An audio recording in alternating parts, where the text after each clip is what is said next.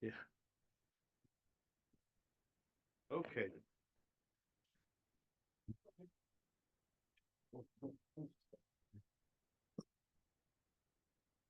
All right, we're ready to start. Everybody ready? I think we're a little bit late, so. Okay, I'm gonna call the meeting for the city of San Juan Bautista's August 20th meeting, August 20th, 2024. It's now 5:03. Can we have the Pledge of Allegiance, please? I'll go ahead and start it. Oh, this. We go see the chair. Ready? Begin. All right, allegiance to the flag of the United States of America, and to the republic for which it stands, one nation under God, indivisible, with liberty and justice for all. Okay. I've been sitting in this chair all day. Same chair, have it work. Because you.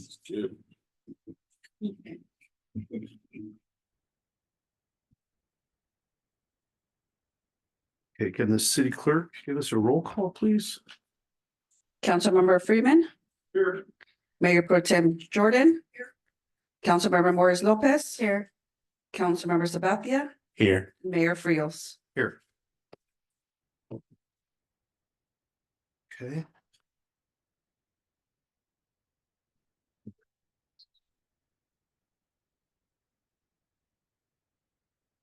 Okay, this is going to be a 5 o'clock closed session, but we will receive public comments from the audience on closed session items only. Do we have anybody in Zoom land?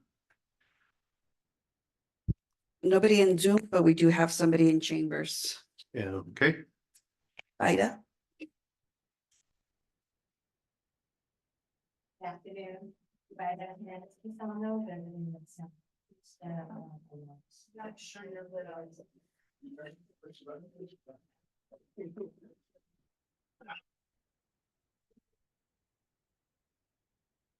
Good afternoon. I Juan Bautista, resident of San Juan Bautista, 101 Street. I just wanted to say that before you go into closed session, you fall down.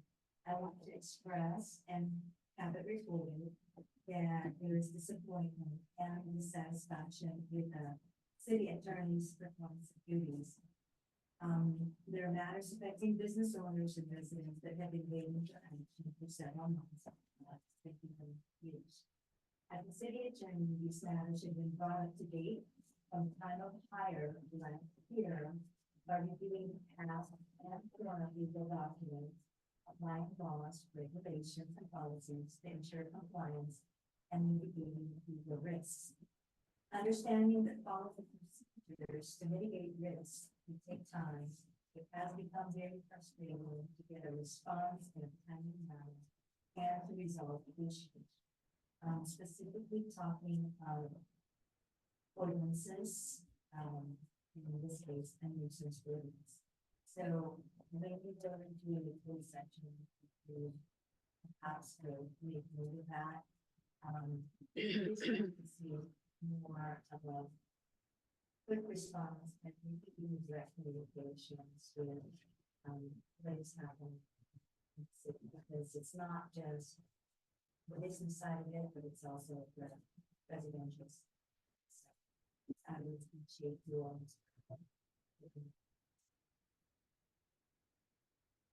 Thank you. Any other comment? No other speaker cards received, Mayor. Okay. And we're going to go into closed session.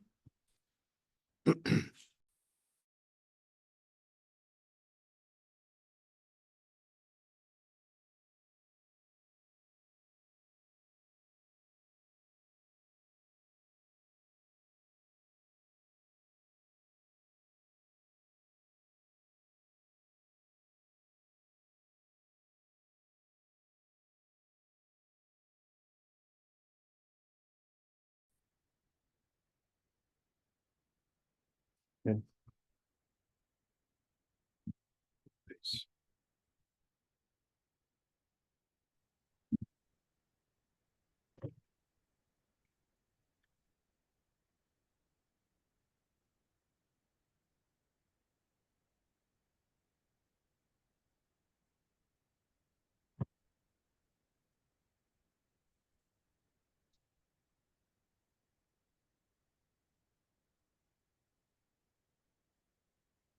They are very nice.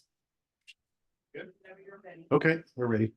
Can the city attorney report out from our closed session, please? Yes, thank you, Mayor. Members of the council and the public. The council members adjourned to closed session. Item 2A, conference with legal counsel, existing litigation, the Orozco versus City of San Juan Bautista cases. Council briefed the members of the city council, and there's nothing to report out. And 2B, public employee performance evaluation, California Government Code Section 54956.7B1. The city attorney's performance evaluation was begun, and there's nothing to report out. Okay, thank you. Next up, we have some proclamations. Liz brought me one just before the meeting, and she asked, just for a consensus that the council is okay with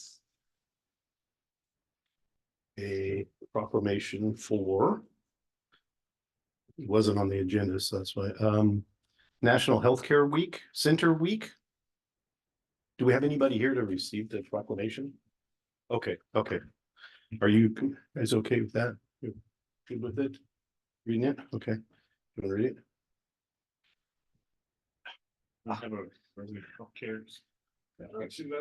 Yeah, yeah, the person with the Stealing your straw. thunder. It's your area of expertise. All ready? Okay, National Health Center Week 2024. Is your microphone on? Community health centers powering communities through caring connections.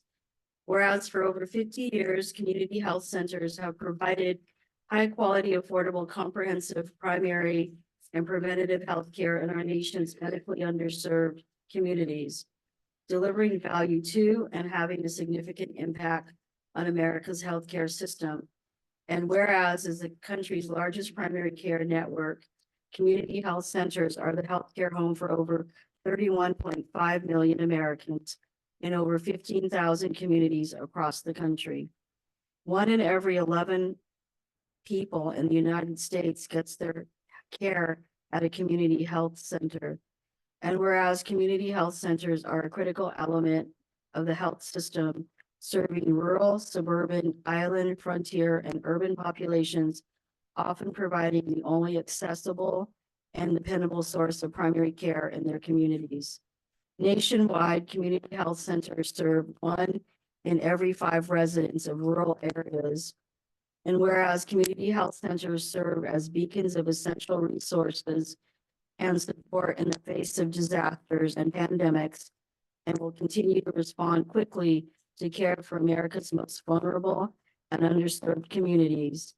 And whereas the community health center model continues to prove an effective means of overcoming barriers to healthcare access, including geography, income, and insurance status, improving health outcomes, and reducing healthcare system costs. And whereas National Health Center Week offers the opportunity to celebrate America's more than 1,400 community health center organizations with over 15,000 service delivery sites, including over 3,600 schools. We honor their dedicated staff, board members, patients, and all those responsible for their continued success and growth since the first health centers opened their doors more than 50 years ago. And whereas during National Health Center Week, we celebrate the legacy of America's community health centers and their vital role in shaping the past, present, and future of America's healthcare system. Now, therefore, the Mayor Scott Friels, on behalf of the San Juan Bautista City Council, hereby proclaim National Health Center Week 2024 and encourage all to visit their local health center and celebrate this virtual partnership between America's community health centers and the communities they serve. Dated this 20th day of August, 2024.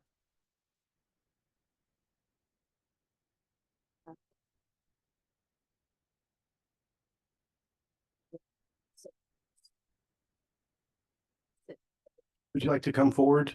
Yeah.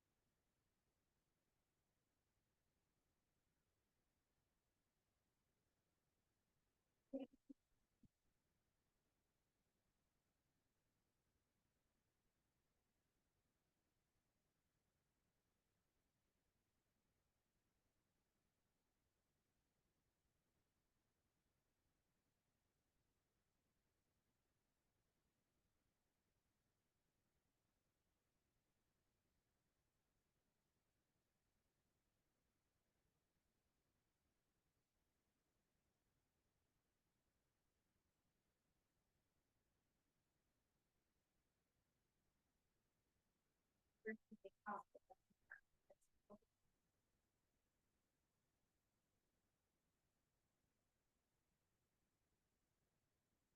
name is David Montoya, whatever members of our board, as well as Steve, who is our market. Thank you.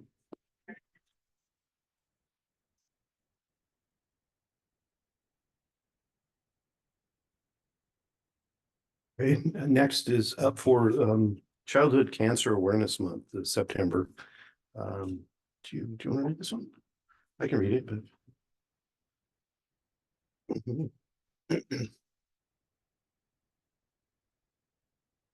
Too small. Jacob's Heart Children's Cancer Support Services, Childhood Cancer Awareness Month, September 2024. Whereas the character of our community is revealed in how we treat our most vulnerable. And whereas each year, 19.2 in every 100,000 children in our community will be diagnosed with cancer. And whereas cancer remains the leading cause of death by disease among children, more than asthma, diabetes, cystic fibrosis, congenital anomalies, and AIDS combined. And whereas Jacob's Heart has been keeping medically fragile children and families housed, fed, and emotionally supported by steadfastly adhering to the following commitments. 1, parents of children with cancer and other serious illnesses will be relieved of financial fears and able to focus attention on their children. 2, no child undergoing intensive treatment in our community will be homeless. 3, families of serious ill children will not experience food insecurity during and after the pandemic. And 4, no child seriously ill child in our community will ever miss a medical appointment because of lack of transportation. And whereas Jacob's Heart holds the memories and honors legacies of hundreds of children from our local community who have been lost to cancer, ensuring that their memories will never be forgotten. And whereas the oncology department at Lucille Packard Children's Hospital at Stanford has worked closely with Jacob's Heart for the past 26 years as a trusted community partner in providing family-centered care that addresses the emotional, practical, and financial struggles of families of children with cancer in the city of San Juan Bautista. And whereas it is important for all San Juan Bautista city residents to recognize the impact of pediatric cancer on families within our community and honor the children in our community whose lives have been cut short by cancer. Now, therefore, Mayor Scott Friels, on behalf of the San Juan Bautista City Council, hereby declares September 2024 as Childhood Cancer Awareness Month in the city of San Juan Bautista, and do hereby honor Jacob's Heart Children's Cancer Support Services for outstanding support to our community and acknowledge the organization's contributions to Childhood Cancer Awareness Month. Thank you.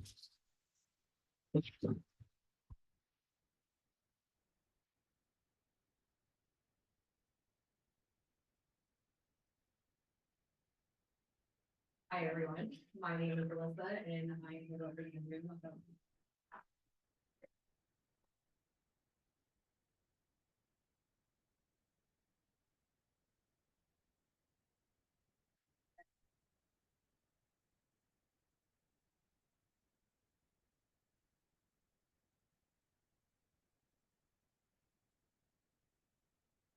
Thank you. We have another proclamation. Liz, I think I skipped a little protocol there. Did you need a motion in a second and then? But real quick, do you need a motion in a second? Okay. Okay, the motion in the second and then roll call vote for the to add when we added the, do we have a motion? I move that we add the proclamation for National Health Center Month. I second it. Okay, Liz. Sorry. Councilmember Freeman, Yes. Mayor Pro Tem Jordan, Yes. Councilmember Morris Lopez, Yes. Councilmember Sabathia, Yes. Mayor Friels, Yes. motion carried. Thank you. And then our last proclamation for the night is National Senior Citizens Day, August 21st, 2024. Whereas National Senior Citizens recognizes seniors as they have spent their lives contributing to society and have impacted everyone's lives for the better, being the country's foundation as a result of their hard work, and are well-deserving of our gratitude. Whereas President Ronald Reagan took the initiative to honor seniors 30 years ago in 1988, when he signed a proclamation 5847 and marked August 21st as the day seniors will be celebrated, stating throughout our history, older people have achieved much for our families, our communities, our country, which gives us ample reason to reserve a special day in honor of our senior citizens who mean so much to our land, Reagan proclaimed.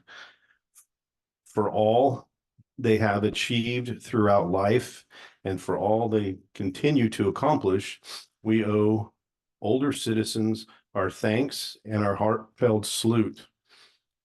We can best demonstrate our gratitude and esteem by making sure that our communities are good places in which to mature and grow old, places in which older people can participate to the fullest and can find the encouragement, acceptance, assistance, and services they need to continue to lead lives of independence and dignity. And whereas approximately 78 million people age 65 and older will reside in America by 2035, which will surpass the United States population of people under 18 for the first time in our nation's history. And whereas for centuries, cultures across the world have looked to their seniors in their communities for wisdom and knowledge in times of trouble or when we simply don't know what to do. Seniors are often the first people we turn to for a different or even unusual perspective. If we listen, we can learn so much from them. And whereas the Mary Velasco Sellons Senior Center nonprofit, established by San Juan Bautista residents, is dedicated to Mary Velasco Sellon, who was known for her work with seniors and veterans and continued until she was 91 years of age, and who received the American Institute for Public Service Jefferson Award, honoring extraordinary acts of public service and acknowledging individuals who help build better communities. Whereas Mary Velasco Sellon Senior Center Board serves our local seniors, weekly luncheons, offers programs, and provides information on services, and encourages members of our community to support our effort to enhance the quality of life for our seniors. Now, therefore, I, Scott Friels, Mayor of the City of San Juan Bautista, on behalf of the City Council, do recognize August 21st, 2024 as National Senior Citizens Day in San Juan Bautista, and further extend heartfelt appreciation and cherish the value of our seniors with the utmost respect.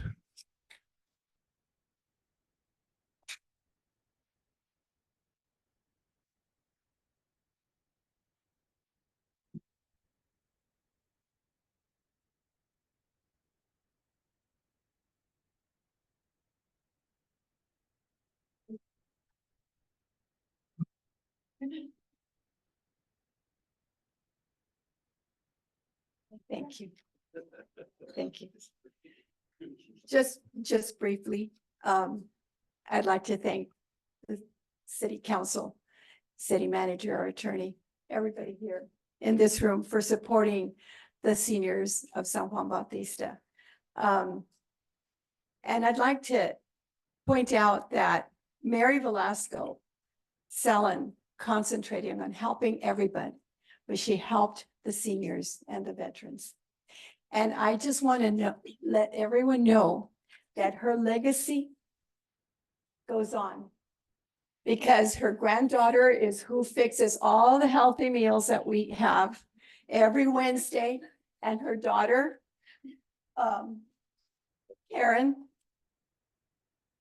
she's an asset to our group, and her legacy, Mary's legacy, goes on.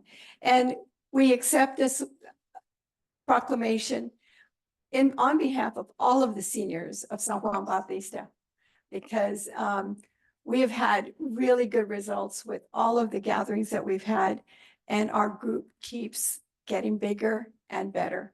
So thank you very much.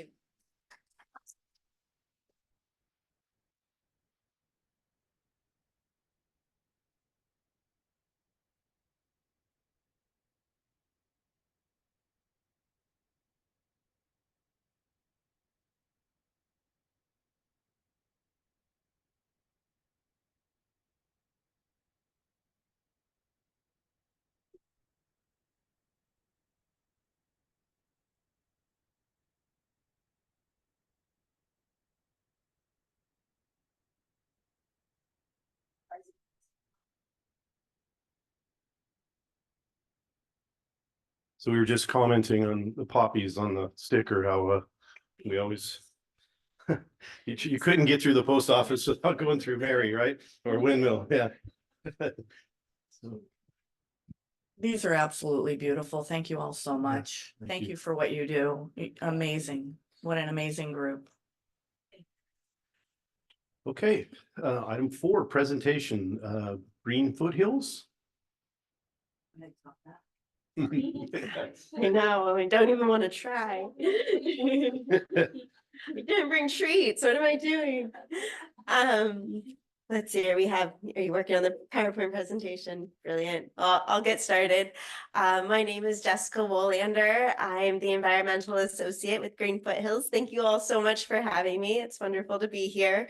I joined the Green Foothills team fairly recently in the beginning of November, and I'm their first full-time staff person in San Benito County. And so I'm glad to have the opportunity to introduce the organization and why we're working in San Benito County, and then we're having a community forum tomorrow in Aromas, and I wanted to extend the invitation to you all. So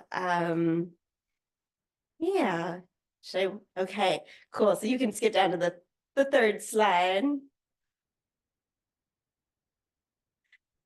Cool, you can go to the next one. Covered that already.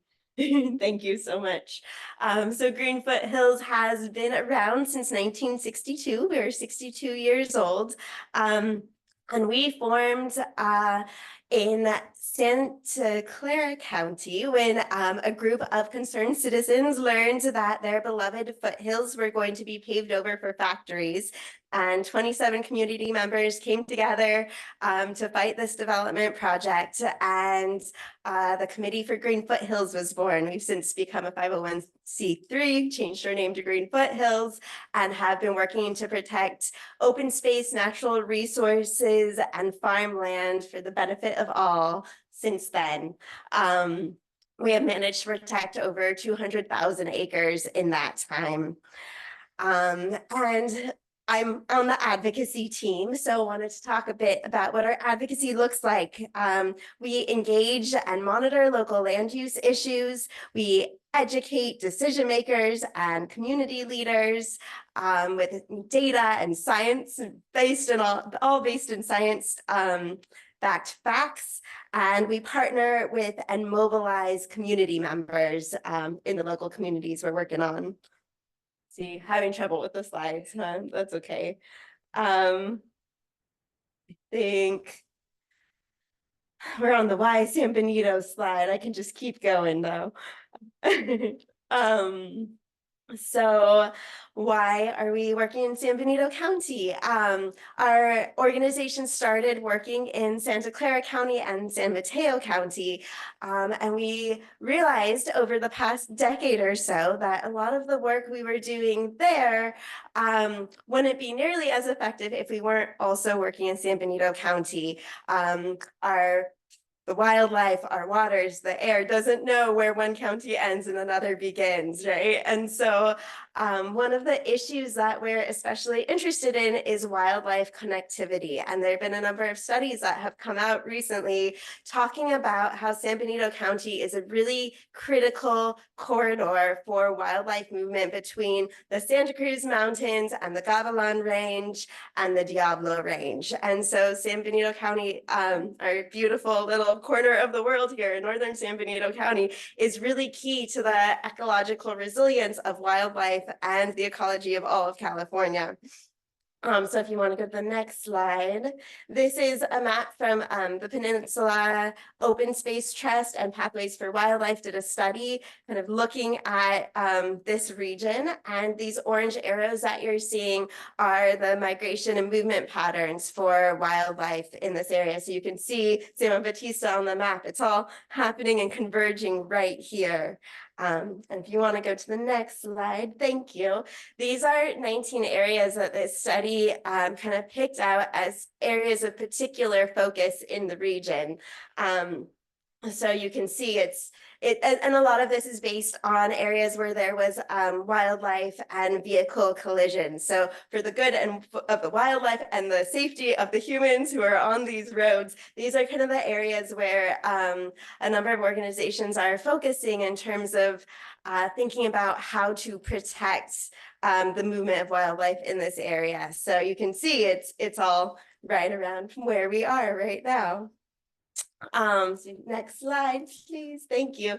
Ultimately, we are envisioning a resilient region where wildlife thrives, everyone has natural beauty to enjoy, and communities live in balance with nature. That is our ultimate goal. So yeah, very glad to be here in San Benito County working to protect this beautiful space. The next slide, please.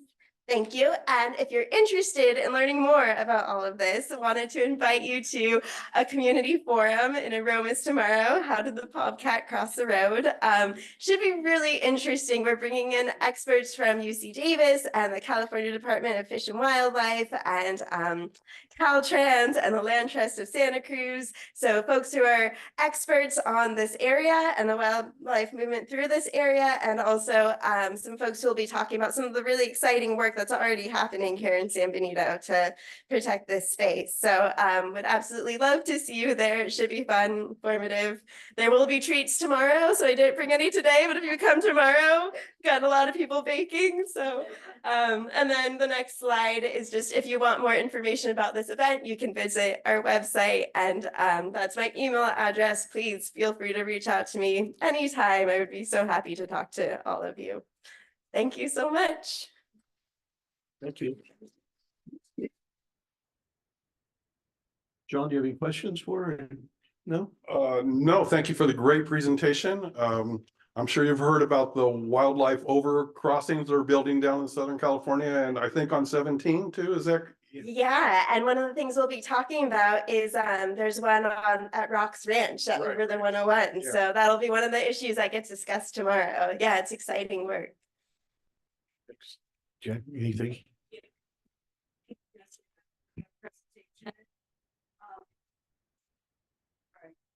Thank you for the presentation. So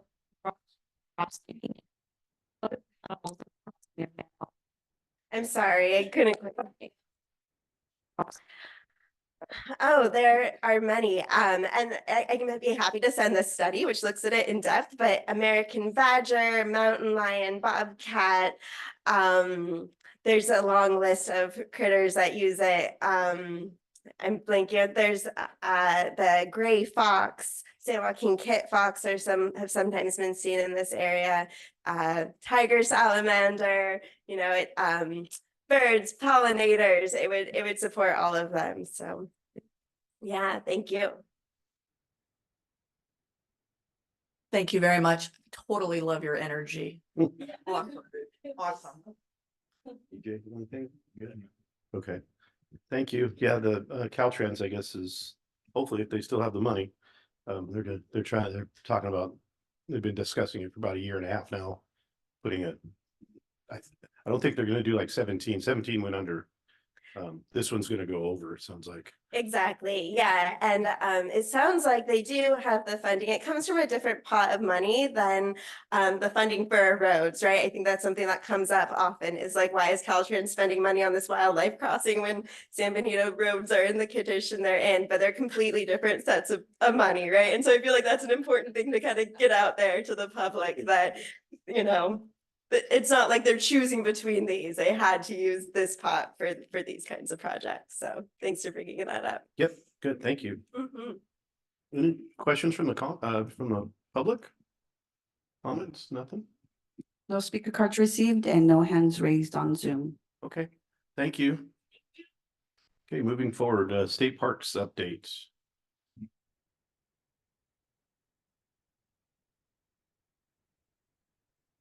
Have the PowerPoint?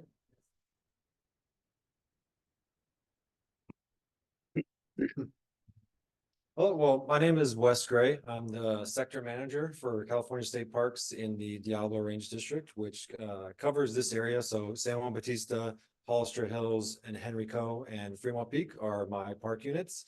I'm joined by my boss, Clint Schultz. He's the district superintendent for California State Parks in the Diablo Range District. But we're here to talk about something very local here in San Juan Bautista. We've got a project coming up where we're going to be removing a bunch of trees. And so we want to make sure that everyone in our local community is aware of kind of why we're doing it and what our plan going forward is. So go ahead and go to the next slide. So right outside here, just 1 block away in San Juan Bautista State Historic Park, we are looking at 5 different trees for various reasons removal. The biggest of which is a large tree haven. I'll show a picture later, which is located in between the Castro Green and the Plaza Hotel. And then right next door in the Heritage Garden, we have 3 olive trees and a pepper tree that we're looking at removing. And I'll go through kind of why we're going to be doing that for each individual one. So next slide, please. So this is the large tree haven that's located in between the Plaza Hotel and the Castro Green. It is a very large tree haven, which is a non-native plant that was put in the parks era, probably in the last 60 or 70 years.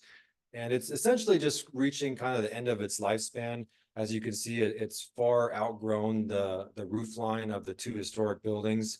And it's in a state where it's consistently dropping branches on the roof, damaging the clay tiles of the adobe, clogging gutters, and just to the point where it's kind of becoming unmanageable.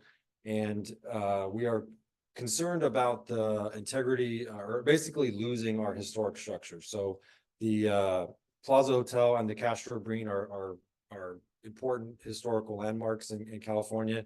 And this large tree has a 50-inch diameter. And if it were to fall, it would, completely destroy the buildings and endanger the public. So we're kind of identifying this as a hazard and would like to remove it. And our plans going forward in this area would be to replace it with another tree that obviously much smaller, and it would, grow to fill a similar void. But essentially, it's just we want to make sure everyone's aware of why we would potentially remove this. Yeah, and then moving on, there's another picture of it. So next slide. Yeah, here's just an example. So one of our kind of policies where we look at hazard trees is if it's kind of touching a roof line, it's kind of an indicator of something that it needs maintenance. So at the very least, we would cut it back. But we've been doing that to this tree for a number of years, and it just keeps growing taller and is dropping more and more branches every year. So we're just to the point where it's kind of unmaintainable. All right, next slide, please.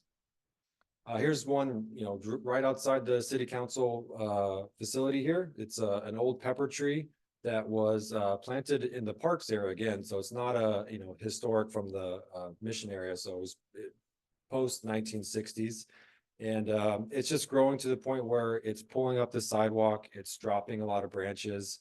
A year or two ago, it dropped a significant branch and landed on a vehicle that was parked, kind of similar to the vehicle that's parked there.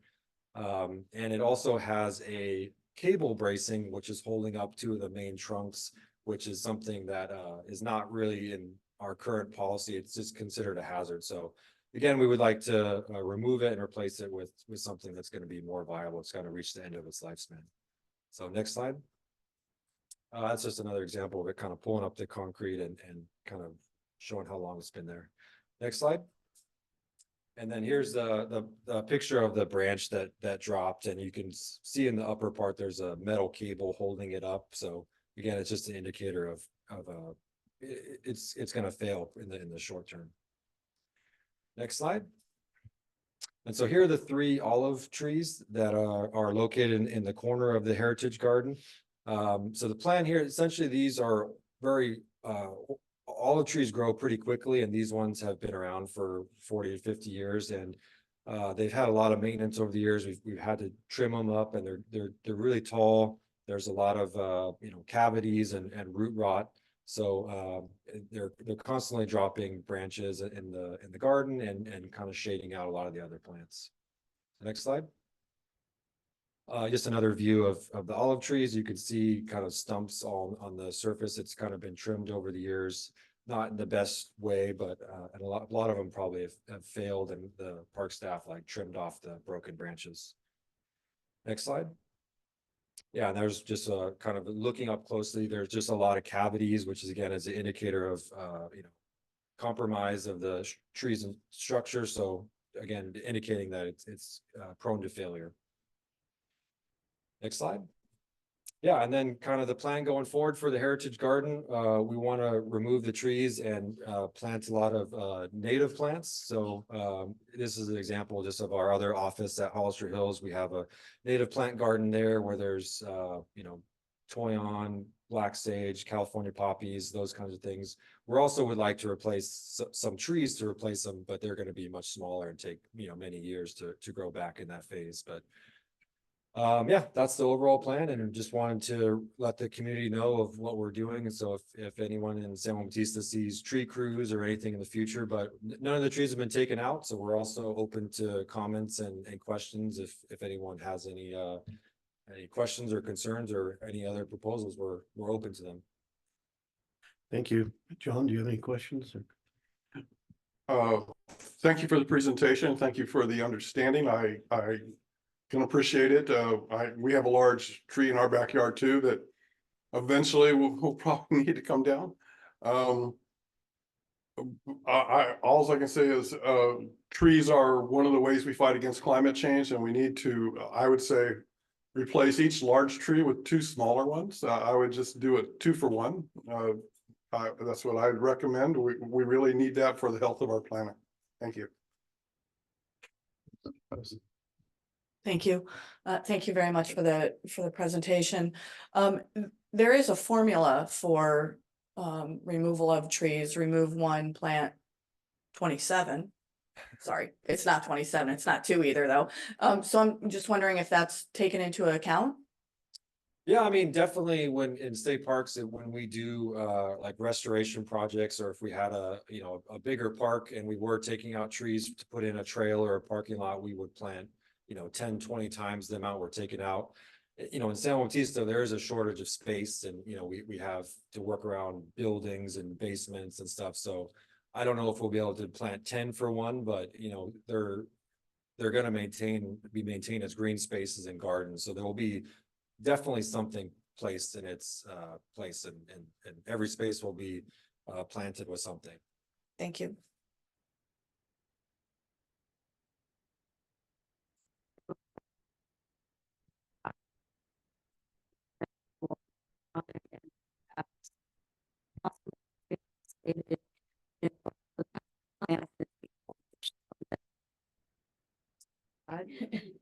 Oh, sorry, that's better.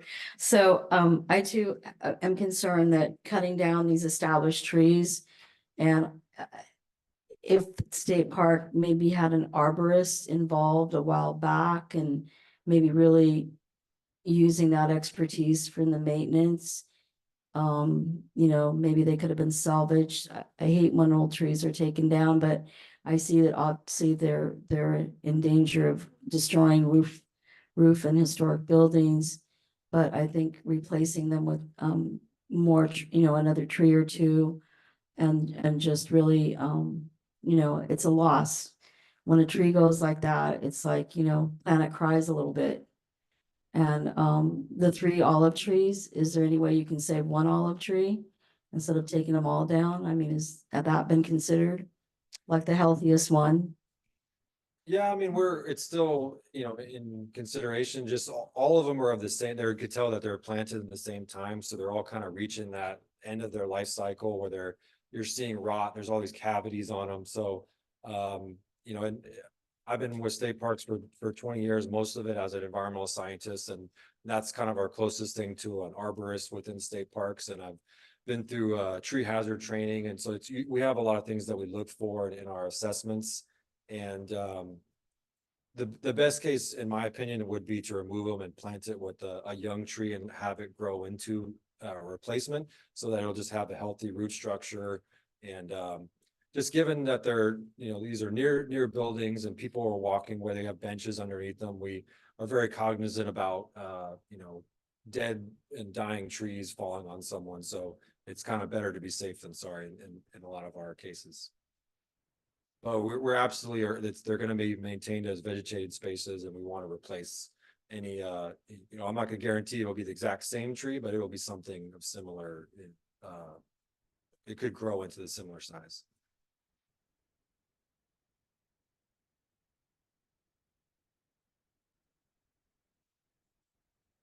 Thank you for coming out tonight. The rumor mill was generating a lot of baloney. So it's good to hear straight from the, horse's mouth.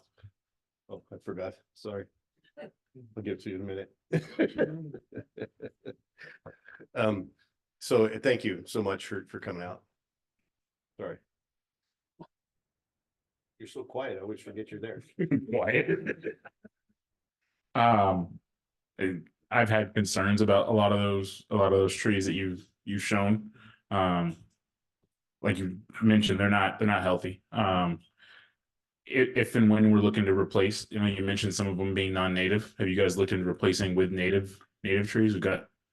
Yeah, definitely. California's got beautiful species of native trees. Yeah, I think that's one of the main reasons why, like the healthiest large one, that tree of haven in between, but that's actually an invasive non-native, so that's something that we wouldn't ever consider planting in a replacement. So things that we would look at would be like oak trees, coast live oak, or something that's native, and they're typically pretty robust and have long lives. Okay. Yeah, awesome. Thanks. Liz, do we have anybody out in Zoom land who'd like to ask any questions? We have Caravank. Thank you, members of the city council. Every tree is potentially dangerous, and we don't take them all out. And there seems to be a trend to replace these very large mature trees and to replace them with lollipop trees. And I think that would be a tremendous loss to the community. Thank you.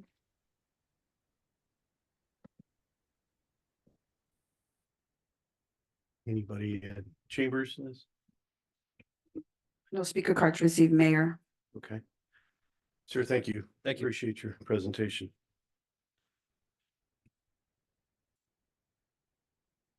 Okay, moving on.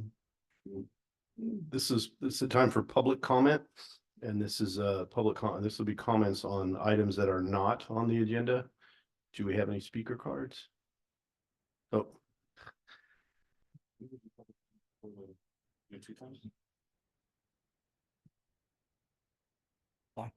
Hello, Michael Ponce. I just want to thank City Council and the City of San Juan Bautista for supporting the Junior Giants program this year. We just ended our season.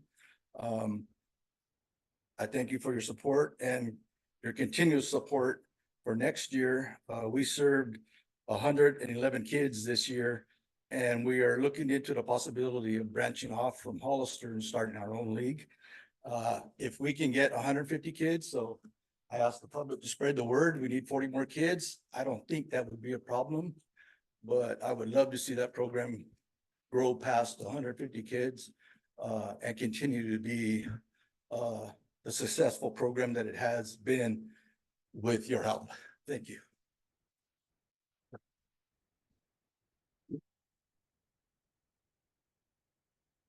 Any other?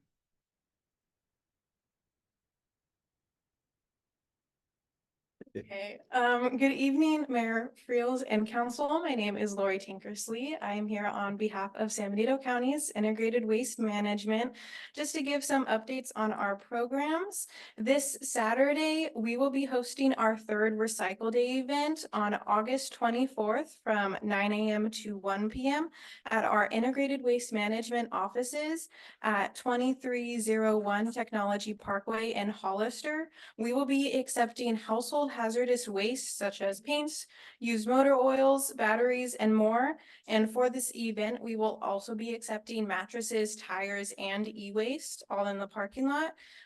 For more information on acceptable materials, residents can visit our website at www.sanbenitocountyca.gov/HHW.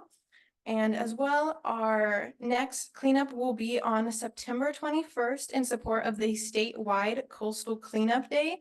We will be stationed at Dunn Park as well as at Hollister High School from 9 a.m. to 12 p.m. IWM also offers a free rental program for our cleanup supplies for any residents and businesses who would like to host a cleanup of their own. And thank you so much for the opportunity to talk about our programs. Thank you. Definitely something I've used. Recycle days are great and they're so efficient. You get in there and you're in and out. And Lori, your public speaking is getting so much better. Good. Any other public comment? No other speaker cards received, and if anybody in Zoom wishes to make a public comment, please use the hand raise button. See no hands raised, Mayor. Okay. Thank you. Moving on to 6 informational items. Treasurer's report and monthly finance statement. Do we have Wendy for that? There she Yes, is. you do. Okay. Good evening. You have in your pack today the financial report as at June 30th, representing 100% of the fiscal year. We're ending the year with general fund revenues at 111% for the year to date to budget. Correspondingly, general fund expenditures are at also at 111% for the year to date. The net effect is a positive change in the general fund balance of $34,000. Water enterprise fund revenues are at 114% for the year to date as compared to budget, and expenses are at 86%. The net effect is a positive change in the water enterprise fund of $822,000 for the year. Sewer enterprise funds revenues are running at 125% as compared to budget, and expenses are at 72%.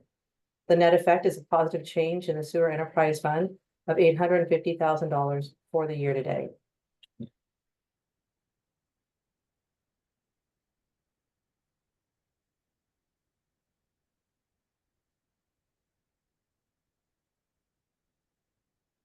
Is that it, Wendy? That's all I have unless there are any questions. Okay, sorry. John, any questions? No questions. Thank you for the great report. Leslie? Thank you. Question for city manager. We have divested ourselves of Kismet. We're done. That contract expired June 30th. Yes, we're done. One caveat, we had extra patrol and an extra service agreement for the 4th of July weekend, but that was a special assignment. Question, Jackie? Thank you for the report. Sorry, the speaker's not working. I had a question, city manager on San Benito County Communications Division, 70,229.45. What was that specifically for? Or Wendy? It's on the first. First page, last item. I could not hear the question, please. What was specifically the San Benito County Communications Division expenditure? Is that on your warrant listing? I know we receive annual county communication invoices for our fire and our law enforcement that is split equally. So that is a one-time annual incurred expense? Correct.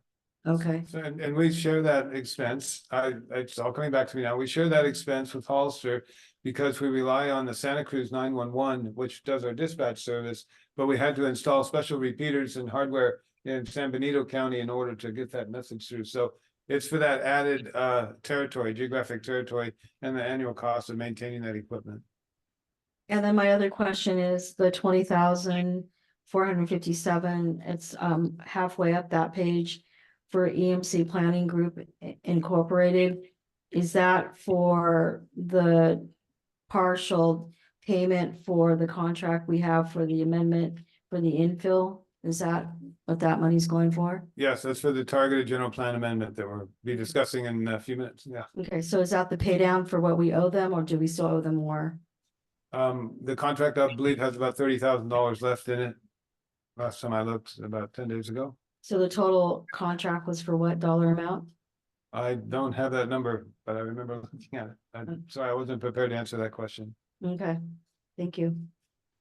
If I could add too, we're roughly $10 million into the sewer project.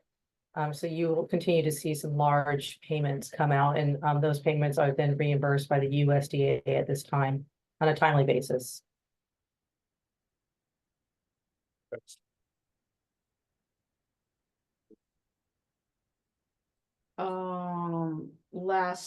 Last question. Sorry for the naivety in my question with budgets.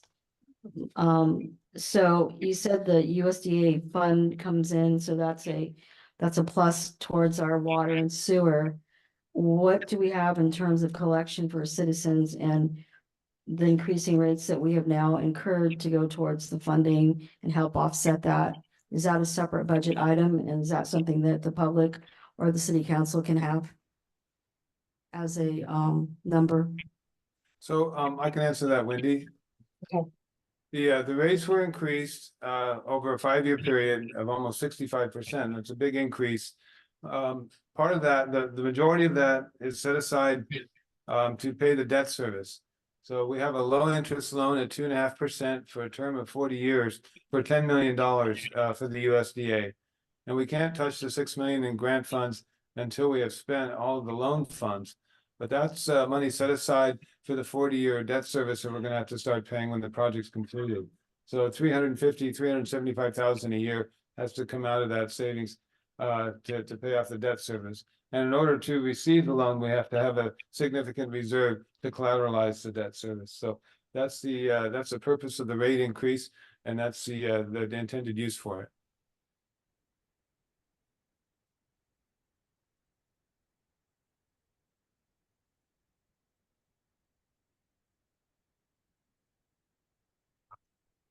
Yeah, you remember me when it comes to talking about Comes to money. money, yeah. I don't have any questions on the line items. I'm good.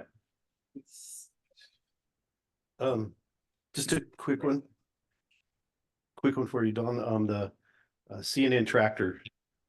Did they finally fix our tractor? I'm not sure what the status of that is. I would have to talk to the city engineer and public works folks. As the last I heard, it was still not running the way it should be, and we're still relying on a rental or something like that. Okay, so rent could be the rental fee. Okay, we can dig into that. Yeah, I'd be happy to dig into that offline. Yeah. The costs that we're incurring for that tractor are covered under our FEMA claim for the state of emergency we were in when it was flooded. Okay, thanks. Any Zoom land comments? Questions? Seeing no hands raised on Zoom, but we do have one public comment in chambers. Michael Ponce.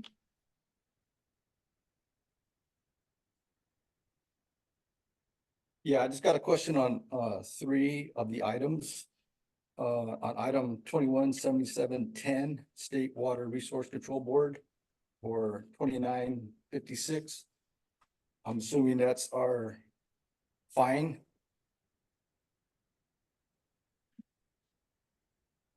We pay an annual fee to the to the water control board for the wells. There's a certain fee per well that comes up annually.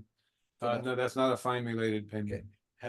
Do we have an amount for the fine at last city council meeting? You said that was a quarterly fee. This is the second quarter, if I'm correct. The written summary from the water board was postponed. I talked to them last week, and so I expect to get some hard materials for you in the next week or so. Okay. Sorry about that. Okay, second one is 217718 San Diego County Water District for $5,254. Can you elaborate on that? Not exactly. I'd have to go back and find the file. And the last one, 217726 City of Hollister for $62,194. That's our fire department. Fire department.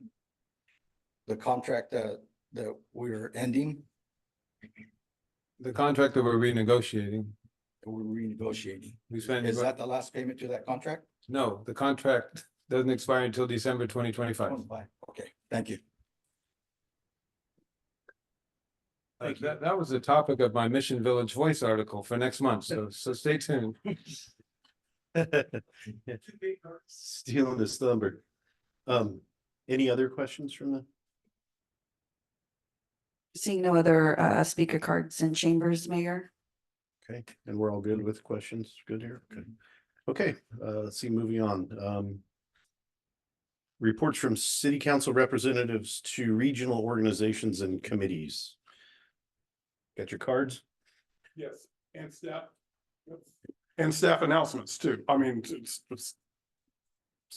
city council announcements too also, right? That'll be after this. Okay, so Yeah. we'll go through twice then. Yes. Okay.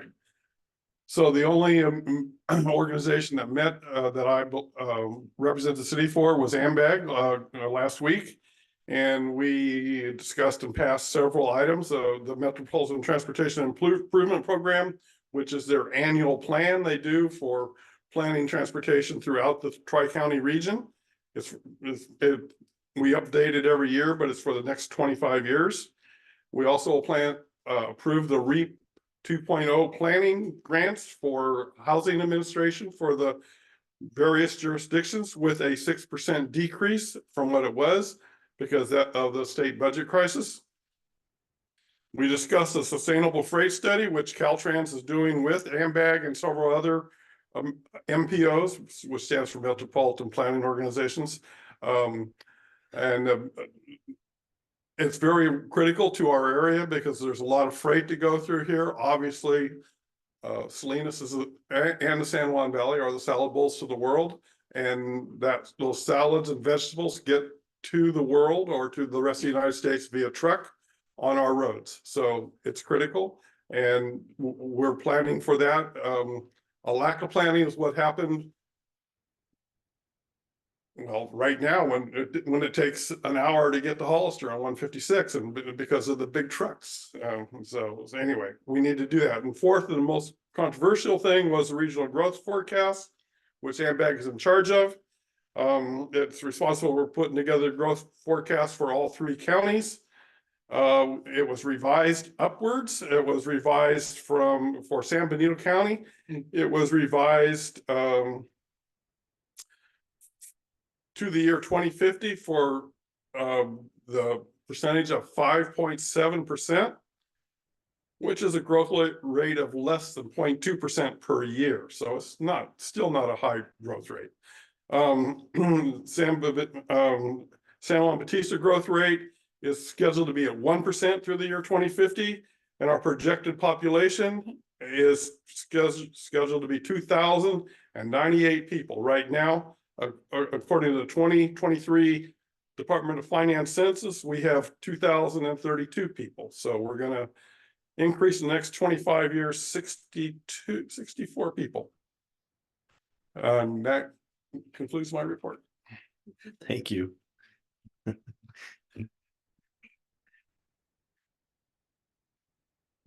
Sorry. I attended a couple of meetings, which are going to be announced, or discussed later on. Intergovernmental and fire district. The big one is, LAFCO. We continue to talk about special districts. There is an article in the Freelance on it.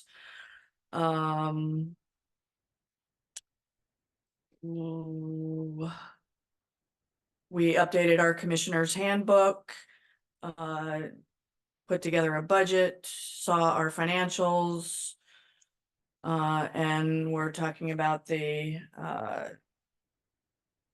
big meeting and putting supervisor, running Supervisor Curro for a county seat for the state LAFCO. Great. Jackie, got anything? Oh, so sorry. Got nothing to report tonight. Thank you. Anything?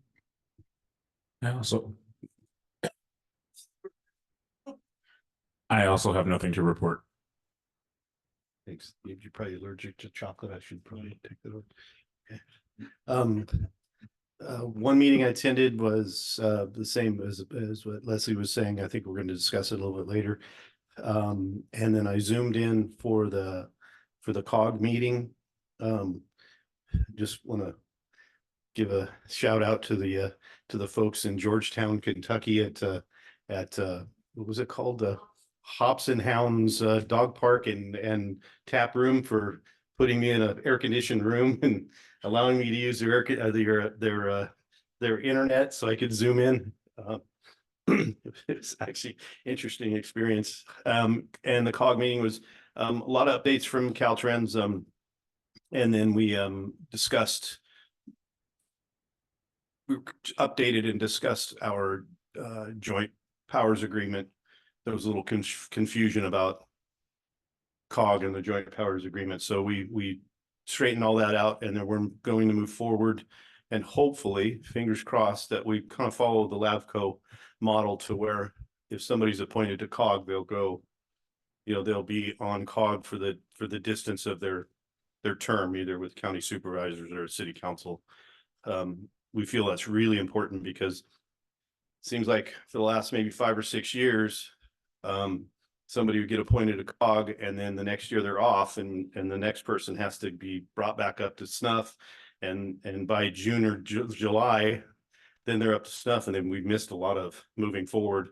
And a lot of money was lost over the last couple of years. And fortunately, Banu has been finding a ton of it. So things are looking a lot better as far as our state standings. To be perfectly honest with you, the state was not, how do I put it, really impressed by San Benito County for a long time, because we would get money from the state and it would just sit in somebody's desk drawer, and the request for it, and we ended up giving it back. So they weren't very happy about that. They're really happy to know that we're cashing their checks right away. So that's a good thing. And that's all I have. And now we'll move on to, or do we want to add any you ask for comments, or no?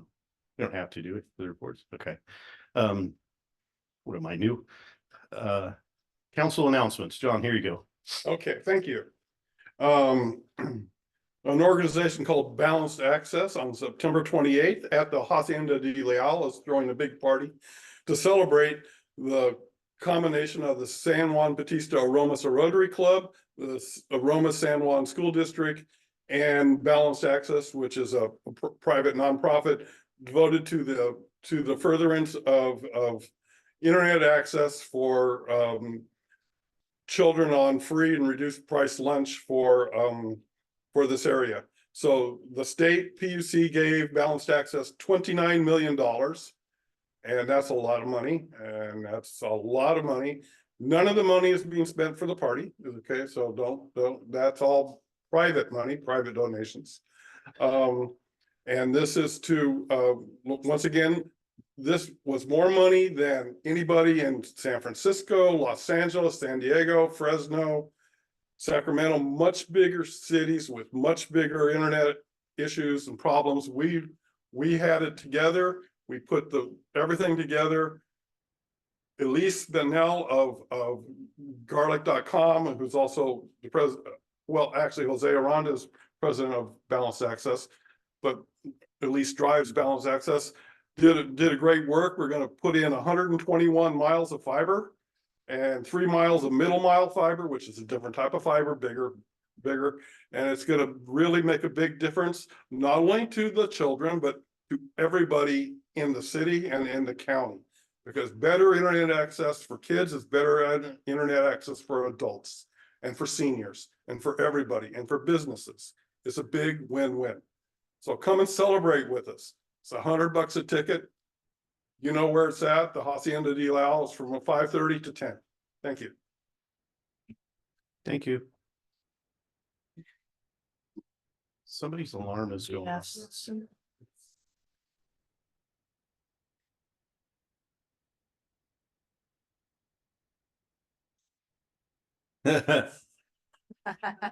Rebel. Okay.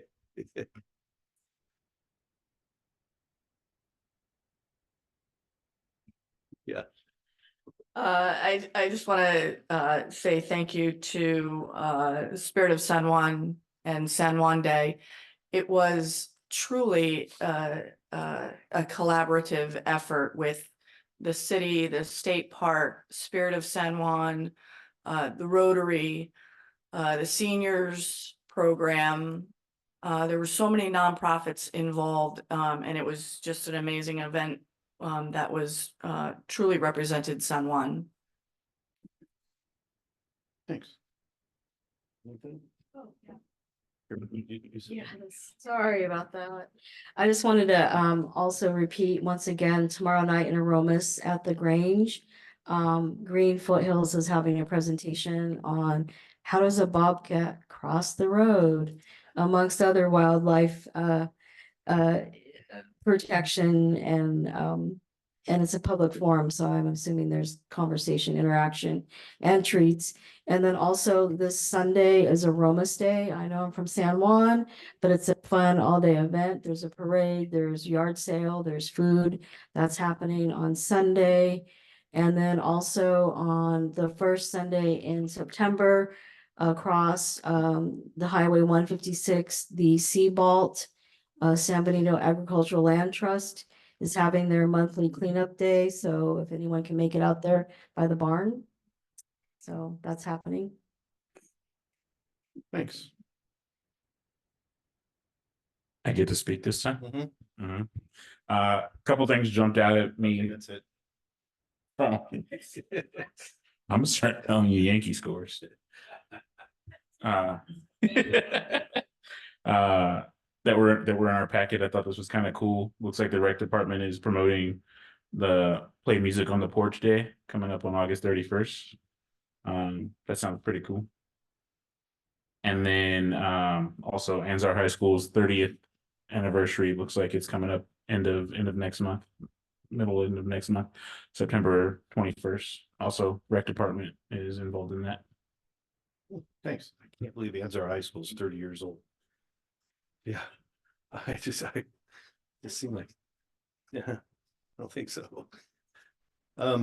Let's see, a couple things. Thank you, Mayor Pro Tem, for sitting in last month for me. Appreciate it. Yeah, that was our trip was pretty amazing.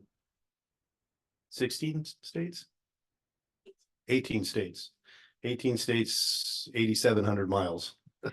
Yeah. And I had somebody come up to me, asked what was something you take away from all the small towns. And I said, one thing we notice is a lot of towns our size have a museum, like really nice museum. And they're always staffed with somebody, it seems like. And they were really proud of them. And I thought, well, that's kind of nice to move towards that. And then some good news, we finally raised enough money to and we already purchased the new Carillon bells for the Glad Tidings Church. So it'll be it's a digital unit. It has something like 2,100 songs in it. it can be programmed. It reaches a 9-block radius. And I also, one of the things I asked about was is there any way we can have any pre-program like public service announcements or, emergency service announcements or anything like that? And they says it's just as easy as plugging a mic into it. If we wanted to do that. And I thought that might be pretty important, a lot of times when the power has gone out here, we've lost internet and phone, and sometimes in those command centers, there's a little, place, there's always that one rotary phone that still works. So that's the only way you can get a hold of 911. So that things like that can be announced. So we're hoping to have a little kickoff party for it in October. Depending on if Sean Fitzharris and I can get it installed. Two fat guys in a belfry. That's going to be entertaining. So yeah. So, and then Jackie hit on Aromas Days, our friends to the northwest. It's fun. Aromas Days is really fun. So and that's pretty much all I got. City manager. Thank you, Mayor, members of the City Council. I do have a few slides lined up, and somehow between closed session and this session, we removed Charlie from closed session and he couldn't find his way back. Liz and I have been trying, so sorry about that, Charlie, if you're listening. But why don't we start with Roy's report in public safety, Liz, and then I'll go into my report. So I'd like to introduce our public safety coordinator, Roy Morales, who'll give us a few updates on our public safety efforts in the last month. Thank you, Roy. Good evening, Mayor and members of the City Council.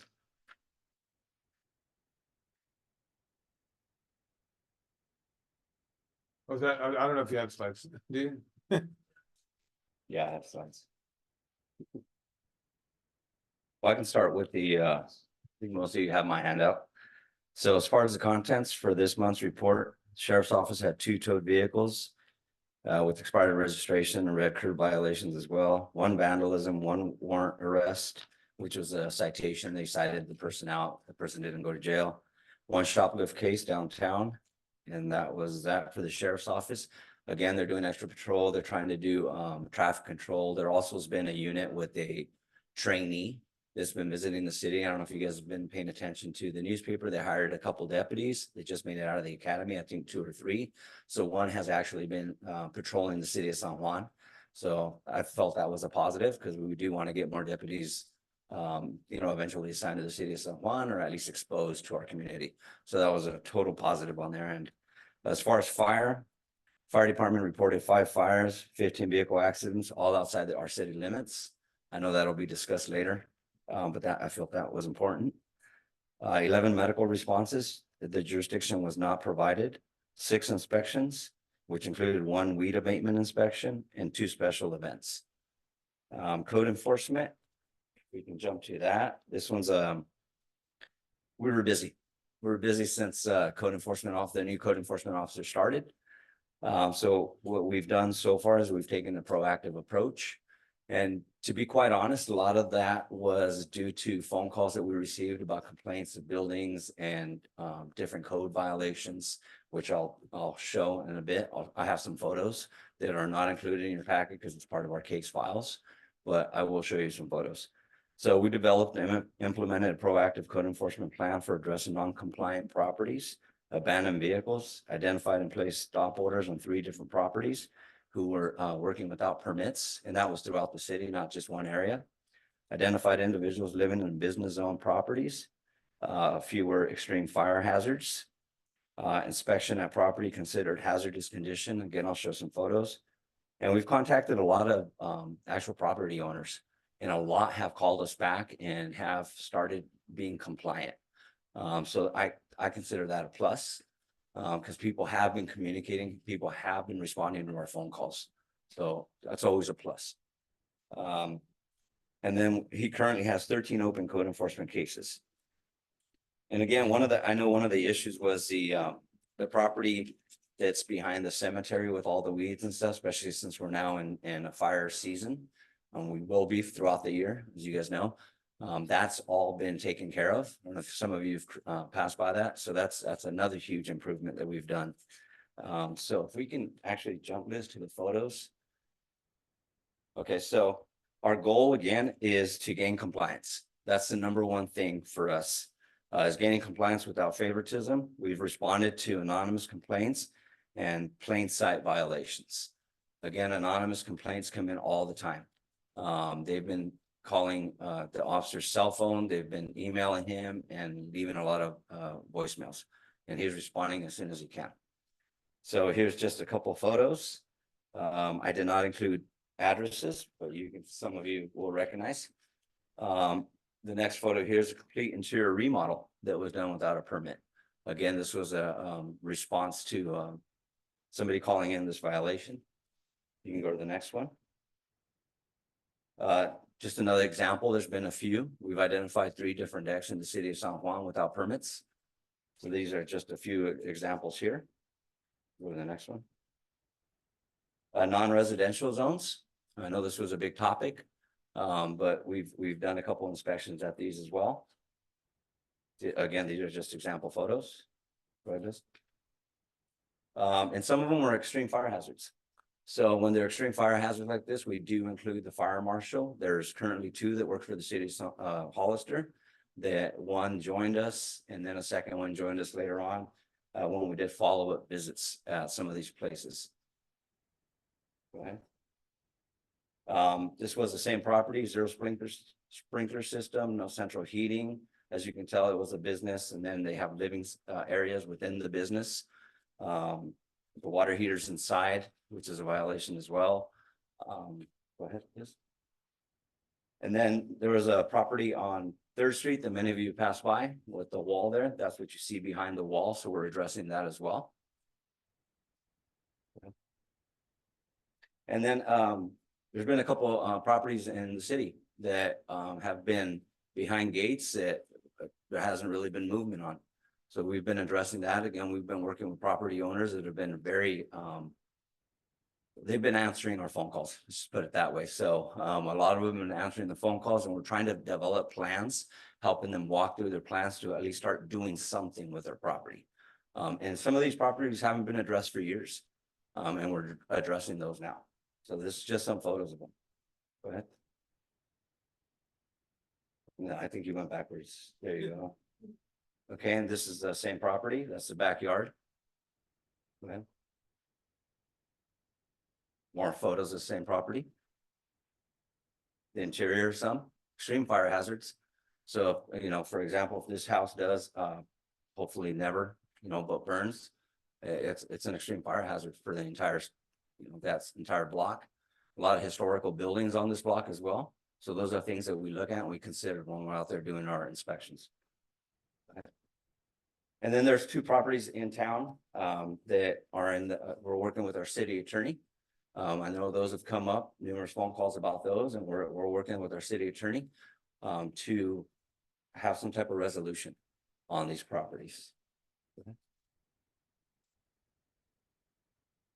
That's it, right? Okay, so just I know there was one page before my photos on my presentation says current projects. So again, we're reviewing special event permit process. We're working through that. I know that's been a big issue as well. We should have a resolution on that, a new special permit within a month or 2. We're working with all the partners, which include building inspection, fire, encroachment permits, all that kind of trying to package that all up into one permit process. And then we're planning an abandoned vehicle tow days with the sheriff's office as well. So I'm working on that campaign. That'll be announced to you at the next meeting, September meeting, to give us some time to plan with that with the sheriff's office. Coordinating with Ecology on future Blight City cleanup days. Again, it goes back to some of those slides that I showed you. So we're trying to clean up the city. I mean, let's face it, it's a beautiful city, right? Historic city, and we want to keep it that way. So that's why we're moving in this direction. Working with city attorney again on solutions for abandoned properties and outstanding fines owed to the city. I know that was another big topic, so we're moving forward on that as well. That's it for my presentation. Any questions? John, any questions? Thank you for the thorough report. Some of the photos are rather shocking. I can't believe that anyone would ever live like that. I just have a question that's more towards both you and the city attorney. There, you know, one of the photos that residence has a file going back probably 10, 15 years, and the fines have collected and nothing has happened. And this is through numerous city attorneys and numerous city managers and numerous code enforcement officers. And so I'm just glad to hear, hopefully we have a plan and hopefully it can move quickly, because guys hasn't done anything forever. We do have a plan as far as the movement of it. You know, when it gets to legal, it's not just the city attorney's fault. Yeah. It's a long out process, but there is a plan in place. Thank you. Any questions? Thank you. Thank you for all you're doing. This is huge for the city in more ways than one. Working with the city attorney on solutions for abandoned properties and outstanding fines. Do we have a ballpark figure on that? Figure on the fines, depends on the property. Overall, Oh, I have not done a okay. calculation of how much is owed to the city. there's one property has about 40. About $45,000 owed by one property alone. That's in one of my photos. Okay, thank you. And then just one comment on our website under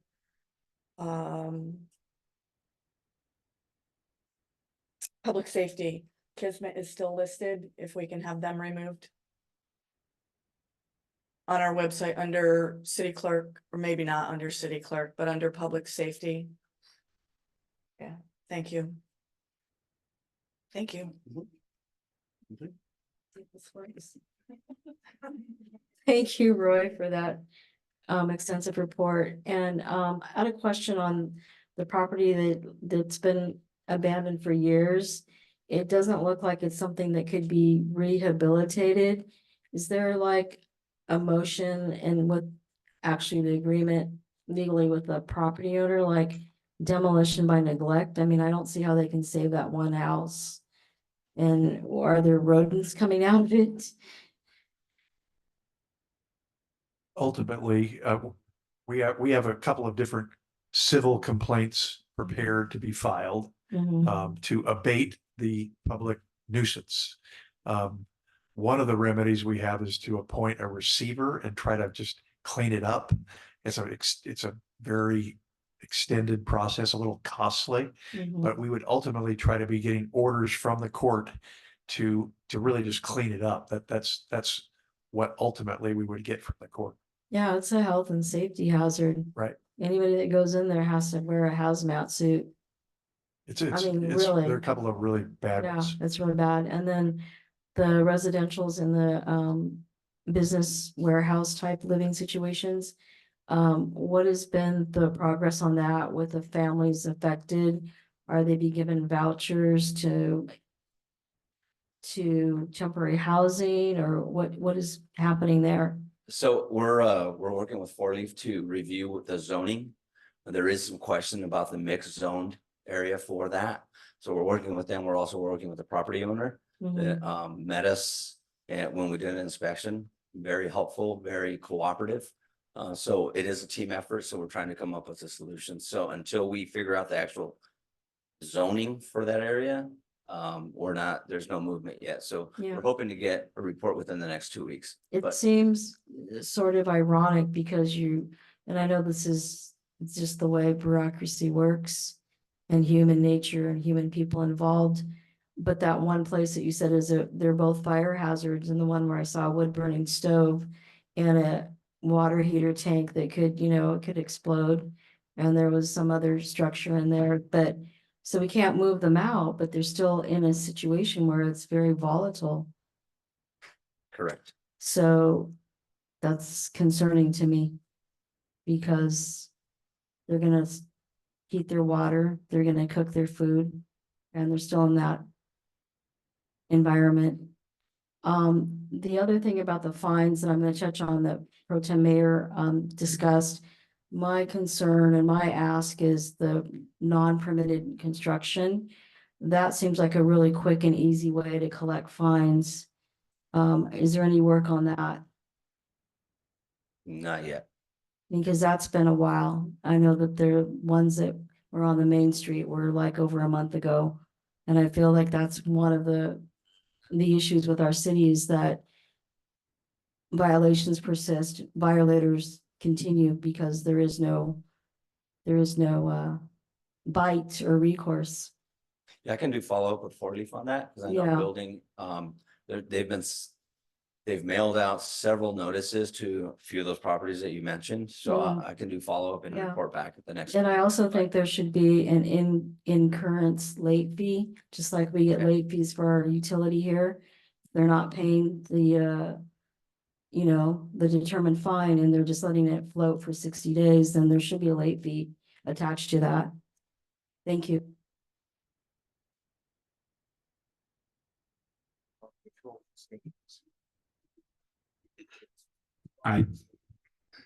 So part of my hope in us creating this position and spending the money on an internal hire instead of just, the driving around and what we had is all this. We all see so many things driving around town, going around all the time. And, people live here and want to be here because of the history and the beauty. And there's just a couple little, just like you're trimming your rose trees, you got to get the rod off the leaves, and there's just a couple, couple, I want to say bad actors, not bad actors, but there's some spots that have been neglected, things that have gone wrong. And I appreciate your approach to going through and looking at our codes and our laws and applying them, as they're written, as they should be enforced. When it's kind of a thing that has been said, you see something, you say something. If you see something, you can't unsee it and put your blinders back on. You have to go through and go through the proper legal recourse. But I don't know how you're doing what you're doing and all. Like that's a lot of stuff for 40-hour work week. But I appreciate all the work that you guys are doing. Yeah, to respond to that, again, there's been a lot of community members that have contacted city officials and have done, anonymous reporting. Mhm. So it's not just us as far as city employees, the community members are actually coming to us Mhm. and reporting this. So I think that's a big plus as well. Yeah, I mean, as a community member who's reported things over the years and not gotten the traction I see you're getting now with responding to people's comments, complaints, and issues. Like I said, I love to see the putting a lot of miles on you guys already. I like it. I mean, some of the situations you'll see unfortunate situations. It's not a happy thing, but work's got to get done. I'm happy that we're going forward and doing things. I'd rather read about somebody unhappy that they were, unfortunate situation got fixed than reading about in the newspaper somebody being hurt in a fire with that. We all see, we read those stories all the time. We hear that all the time. I'd rather not hear those. Yeah, I have to jump in on that also. It's nice it's hard to believe we had this many issues, and I'll give you a good example of how valuable a good code enforcement officer is. About 6-8 months ago, down in the little town of Reedley in Fresno County, code enforcement officer was just out on one of her normal patrols, and she went by a commercial structure, a commercial compound that she knew hadn't been rented, and she knew it was kind of setting vacant. And she went around the back and she noticed a hose coming out of the back of the building, and she started doing some investigation on it. Well, it turns out this was an illegal biohazard lab that had been kind of moving around Fresno County. The city of Fresno threw them out, and then they went into Fresno County, and Fresno County was on them, and they kind of dropped the ball. And then, now they're hiding out in this little community of Reedley, and it's blood curdling how dangerous this lab was. They had everything from COVID samples to some of the nastiest eradicated diseases out there, smallpox, things like that, all the way to venereal disease. And they had something like, I want to say 2,000 rats. Some were alive, some weren't. They had open vats of stuff that still hasn't been identified yet. Things up on shelves, just in milk jugs. This place was scary, and thank goodness for a diligent code enforcement officer. I mean, she, for all we know, this is coming from a guy who used to teach infectious disease control. She could have saved, thousands of lives just by that. So it's great to hear that, we've got such a efficient program going. So thank you so much, Roy, and thanks for bringing on Oscar. He hit the ground running, didn't he? He did. And for some of the folks that don't know much about our code enforcement officer, he was with Santa Cruz County for 3 years.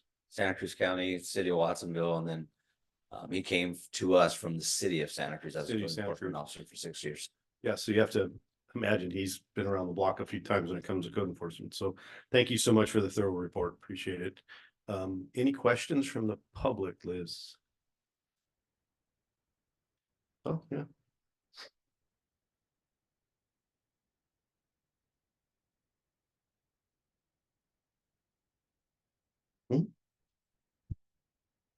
You want to do Zoom first? It's up to you, whatever. Yeah.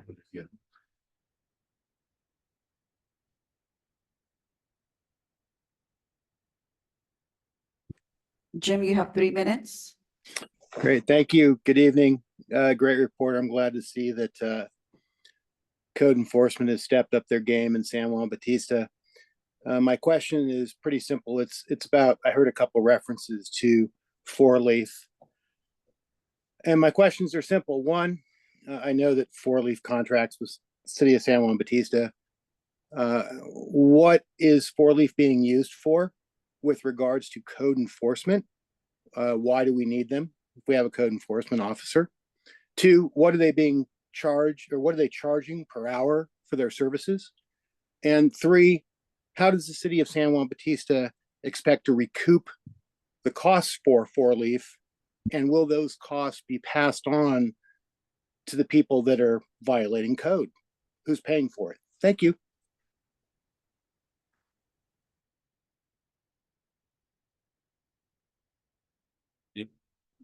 Sure, I can respond to that. So 4-leaf has been our building official for some time. So the fees that are paid for the building permits and the inspections on those permits, that's all managed by 4-leaf. And then when we have some difficulty with community development, Erica, who's on this call, became our planning staff. And so private developers are paying the cost of Erica, but the general fund does subsidize some of it. So in summary, they're our building inspector. They're the ones issuing the stop work notices when we find construction without permits. And they're the ones, they're inspectors out there on the street reporting back to us when we have code violations. So the two departments work closely together because they're our eyes on the street, and they're coming back to City Hall and communicating well. So those are the 3 areas that we're relying on 4-leaf at this time. I don't have the cost per hour. It varies, an inspector, planner versus building official, they all varying costs. Happy to share that. That's public record. Okay, thank you. Jim Pisano, you have 3 minutes. It's Ida. Good evening. You can hear me okay, yeah? I just wanted to, applaud the efforts of Roy and Oscar, and it is good work, as the city council has recognized.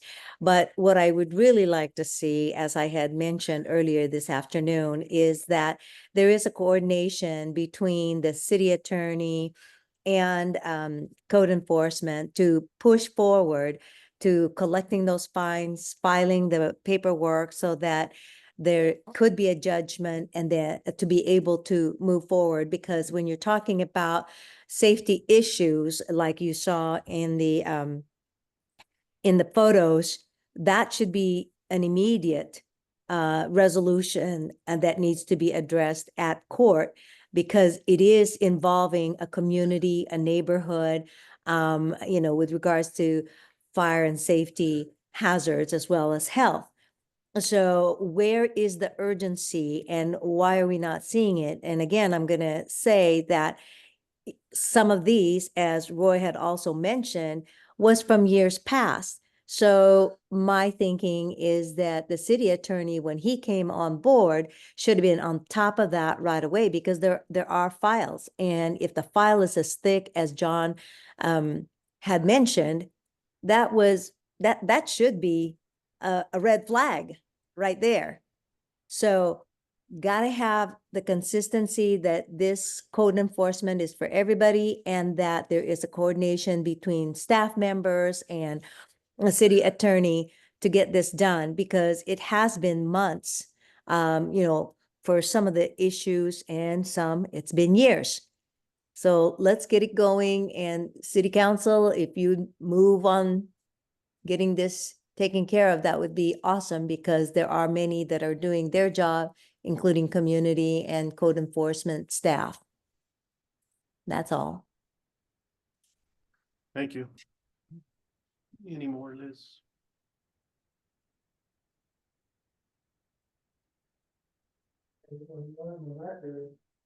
No, I'm gonna mute, Jolene, Cosio, sorry if I butcher your name.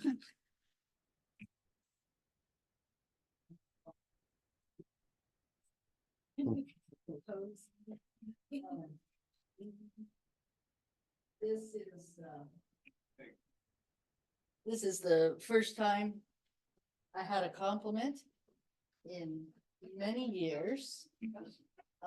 This has been a big problem and it sounds like you are really working on it. I also question 4-leaf. I always have. And you know, what they're charging us for, especially now that we have apparently 2 code enforcement people, one riding around and one in the office. And you know, I just want to say it's a great job. I do want to mention community outreach being very important, especially in the city, in all cities, but it is important. And a full-time person driving around, if you're working mostly off complaints, may not be entirely necessary. Not that we don't need people out there, you know, eyes looking, but full-time for that. We had a full-time code enforcement, as you're all aware. It was worthless, I'm sorry to say. Fellow was a good sheriff. He was a really lousy code enforcement and never picked up the book. One of the things he enforced was one of our neighbors had to get rid of his goats. Well, if you look at our codes, you're allowed to have goats on large properties. That is an 8 to 12 acre property. I'm not sure how big it is. Between the city manager and our code enforcement officer, they decided he had to get rid of the goats. You know what great fire suppression goats are? And they have to work extra hard now to keep that property clear. But use the book, please. And it sounds like you are. But previously, I think some of the codes were just kind of made up. I don't think a book was ever looked at.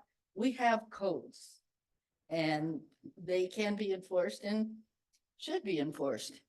There may be an exception here or there to a code, but you know, it all has to be looked at and approved by council. And that guy had goats for 40 years. It was approved by every city manager. And I believe it had to also go through council. I'm not sure. But looking at the codes, I think he was allowed to have them in the first place. So anyway, great job.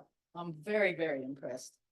And thank you, and keep the costs down and the community outreach going. thank you. Any others? No other speaker cards received, Mayor. Okay. Did you want, Leslie, did you want to? I did. Thank you very much. it has been a while, but it's really, really nice to see that all of the departments are actually working together now and working with each other, and an issue arises and everybody jumps on it. And it's super nice to see the proactiveness, the front work, the behind the scenes work, and codes actually being enforced, real codes being enforced. Yeah, I appreciate you. Thank you. Well done on the hire. Yeah. Anything? Thank you. Thank Thanks. you. Yeah. Thanks for your support. And we have one code enforcement officer, and then we have our public safety director, which is Roy. And just back to Jim's question, Jim, unfortunately, sometimes in California, we have to bring in, the cavalry. Sometimes it's very difficult, especially in the health and safety world, to correct me if I'm wrong, Roy, to get things done in a expedient fashion. So sometimes there's other avenues that we could use as far as, and when I say we, I used to do the fire code stuff. So there were a lot of times when, animal control was the lead factor in things. And so, yeah, it's a big, nothing's easy in California. So big group of people to do one thing sometimes. Okay, Don, you up for the city manager's report? Okay, thank you, Roy. That was terrific. Appreciate it. We've had a lot of questions, a lot of concerns, and social media and other things going on, so that really helps. I have a few slides in there that is similar.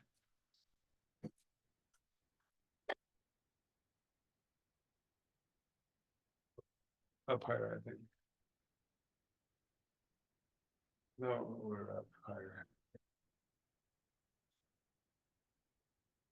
CM status, there you go. Blue for some reason. That's right. There you go.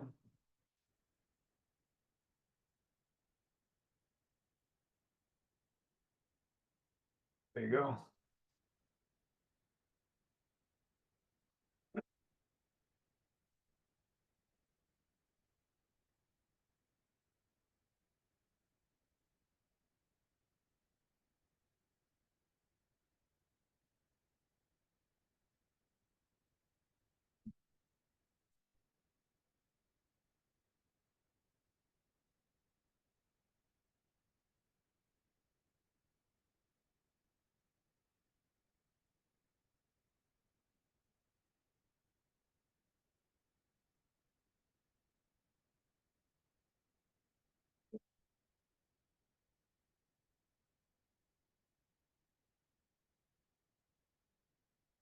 Down there.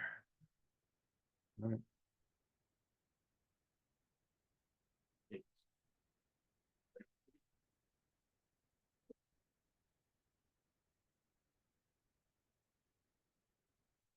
There we go. And then if I can get up here. There you go. All right, city manager's report. We're gonna go through about 5 or 6 slides here. We've already received the public safety coordinator's report from Roy. The focus for the month has been the fire advisory committee, as some of the councils alluded to, renegotiating a fire contract. That's later in our agenda tonight. We unable to find Charlie and vice versa, so we didn't get a report from Charlie, but happy to share with the council a 6-month slide presentation that we received last week from the new fire chief, Jonathan Gulai. And then we'll talk about our fire services contract later this afternoon. So into more detail, I'm very fortunate to go with my wife and celebrate our 25th anniversary in Italy. So I'll be out of town. So you guys have fun while I'm gone. Have a few special meetings, look at my evaluation, whatever suits you. I'm suggesting maybe we can have a brief meeting on the 10th, or if you want to wait till I get back, we could meet twice in October. Liz has offered to host a meeting on the 17th, so we don't have any urgent items that I'm aware of yet. So the council will work on in one fashion or another. We've gone from an assistant city manager planning position to an approved associate planner position. Associate planner is what we had when I arrived in 2019, and it's a position that has served the city well over the years. So we are now recruiting for that position. It was approved in our budget July 1 and be closing in about 6 weeks. Understand that that's a difficult position to fill, but we do need a planner that's got the boots on the ground here on a daily basis to help people at the counter and to help people with their code compliance and other things. So that's going to be both advanced and current planning, and they'll be supported not as much by the contract. That's what happened before. We had Harrison Associates providing planning services, and then when we brought on a planner, we were able to reduce the contract and offset it with the cost of the full-time employee. So that's in the works. We are promoting in-house for anyone who wants to apply to be our new city clerk. It closes Friday the 23rd. And I hope we get at least one application. It took us a while to get Lieber, Cassidy, and Whitmore to say that would be an appropriate way to fill that vacancy. So we're really excited about that. And then I have requested a proposal to study workspaces because we need a desk for that associate planner before they get here. So just a minor detail.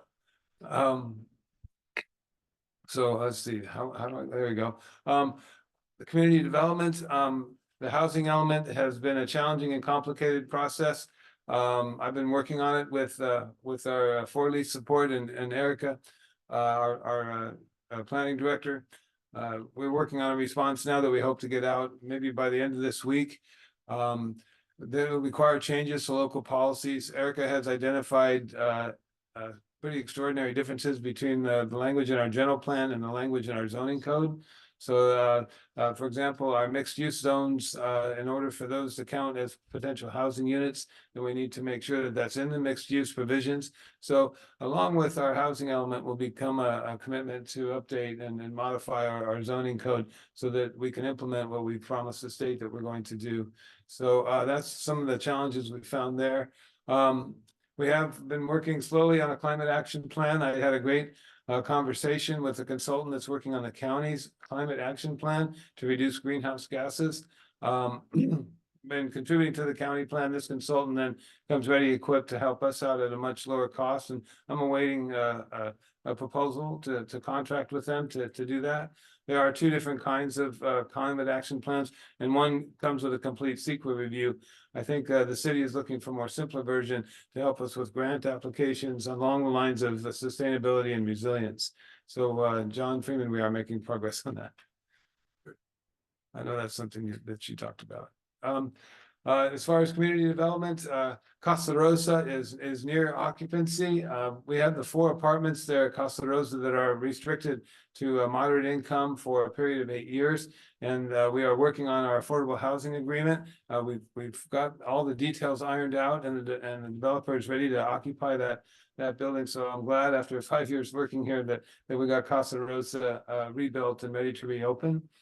The new market on Muckalemme, formerly Neal's Market. I can see work going on there as the rest of the community can. They don't have any open building permits or final inspections, so it's up to them to finish their remodel inside. The sun is taking over, and I can't wait for that to open. The other store that they have is supposed to be really great. So I don't have anything new for that, but I didn't want to let you guys know that we haven't forgotten it. We also have for-leaf reviewing the sign code. We had a good conversation with the planning commission, A-frame signs and some other details. So I expect a draft to come back. We'll work with the city attorney on that and present it back to the planning commission at their September 3rd meeting.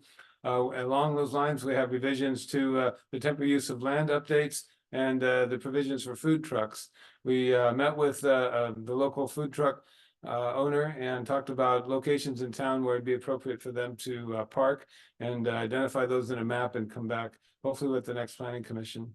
And then we've already talked about code enforcement, so we can move forward from there. Public Works has been continuing to work with the Valley Vista Creek Bridge homeowners. We completed the tree trimming of the sycamore trees there. We found a few hidden irrigation controllers on private property that we didn't know existed, which explains some of the dead vegetation out there. And we're also evaluating some of the streetlights. Some are brighter than others, and we've got some inconsistencies there. We've also identified sidewalks in that neighborhood and in other city neighborhoods, and we closed bids on a contract for sidewalk work August 15th. So I hope we'll be awarding that contract September 10th or thereafter, so we can get to work amending some of our sidewalks. So that's really good news. We have a $300,000 grant application due in September. It's a state funding for proposed traffic calming and crosswalks and work on Second Street. I'm happy to share a draft of that, but it's still in draft form. It's not due until September. But I just wanted to give the council a heads up because we've had a number of concerns about traffic speeds on Second Street. And so we've got hopefully an answer and we'll be able to provide some traffic calming there. The Intergovernmental Services Committee considered a list of shared services, which was pretty extensive between the two cities and the county. There's a variety of shared services. I would say 15 or 20 of them. It was an extensive list. Sometimes there are agreements and sometimes there are no agreements. Fortunately for San Juan Bautista, we're pretty tight. We have agreements for almost everything. And the Fire Joint Powers Authority was part of that discussion, and that's later in this agenda. So we'll drill down on that a little bit in a couple minutes. The Water District Governance Committee met. There's a master plan to be approved by each agency, and so we'll have a presentation from the Water District about their regional plan for how they're going to sustain the groundwater in our aquifer and how they're going to work through drought and other important issues that are covered by their master plan. Working together regarding discharge permit limits is really important to us. I had an opportunity at that meeting to talk to Sunny Slope and the Water District and Hollister all at the same time and explain to them, and Hollister was the first one to speak up, that especially the chloride limits going from 250 grams per milliliter to 150 grams per milliliter is just outrageous. And there's no way, relying on our source of groundwater, that we'll be able to come into compliance with that. So I'm trying to put a coalition together of all the water agencies so we can speak as a group to the state water board and have them double check those permit limits and see if we can get any flexibility on that. The 3CE, our Community Cooperative Power Organization, had a big update last Wednesday about their governing structure, and it'll be going to the policy committee in the next month or so. And maybe, okay. Our representative Freeman is on the policy committee, and I represent the city on the operations board. As structure, they want to go from 19 board members to 11 board members, and there would no longer be a permanent board member assigned to that committee from San Benito County. So I think we need to fight for our rights as far as that goes, and see if they can grow one or two more board seats and include us.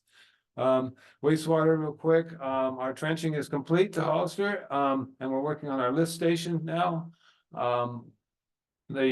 That includes our compliance project for the water board. So we've spent quite a bit of money to date, and we're trying to get as much done as we can, waiting for the control boards, the electronics to come. That'll help us operate that lift station. Remember, that was like an 18-month lead time, and we didn't get them ordered until January. So, oh, did you have a question, Councilman? Yes. Yeah. Please slow me down if I'm going too fast. Yeah. Oh, I'm sorry.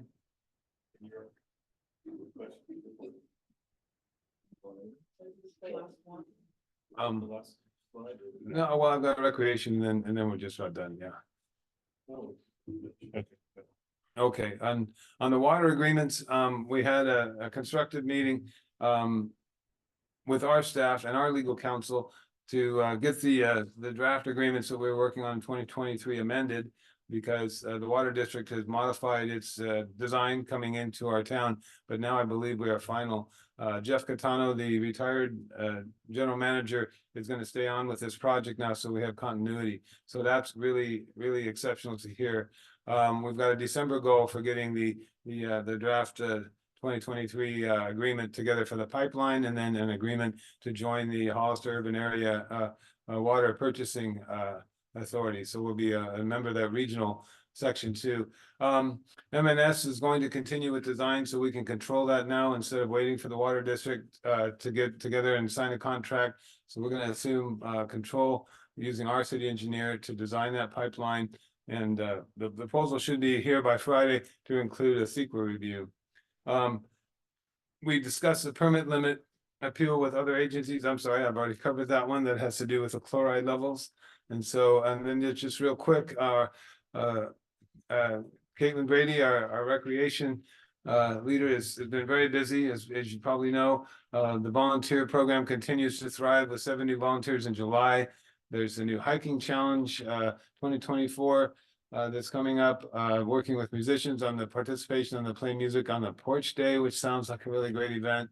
Putting on an activity at Anzar's Fall Festival and hosting a student art contest, the Back to School, Back to Play contest, and to continue to work with stakeholders on special event permit application process. So Caitlin has been partnering with Roy and they're working on that whole process.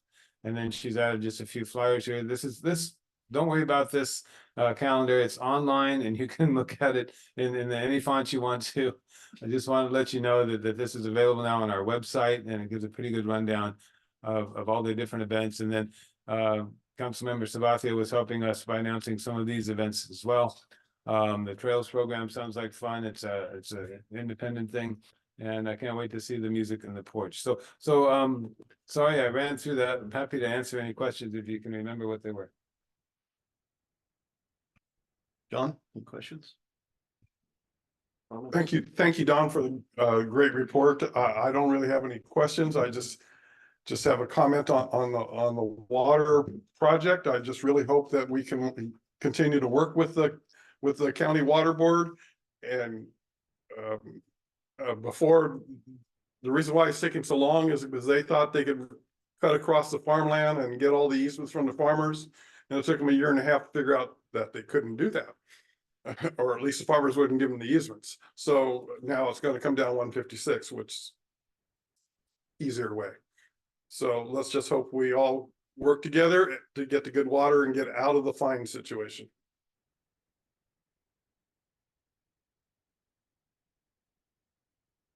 Thank you. To piggyback on what John said, it's not going to be completed and be able to put in 156 before they repave it, huh? The design is to be in the shoulder of the 156 so that it's not necessarily in the asphalt, so that it could be installed after. But okay, we're still working on the timing for that. okay, thank you.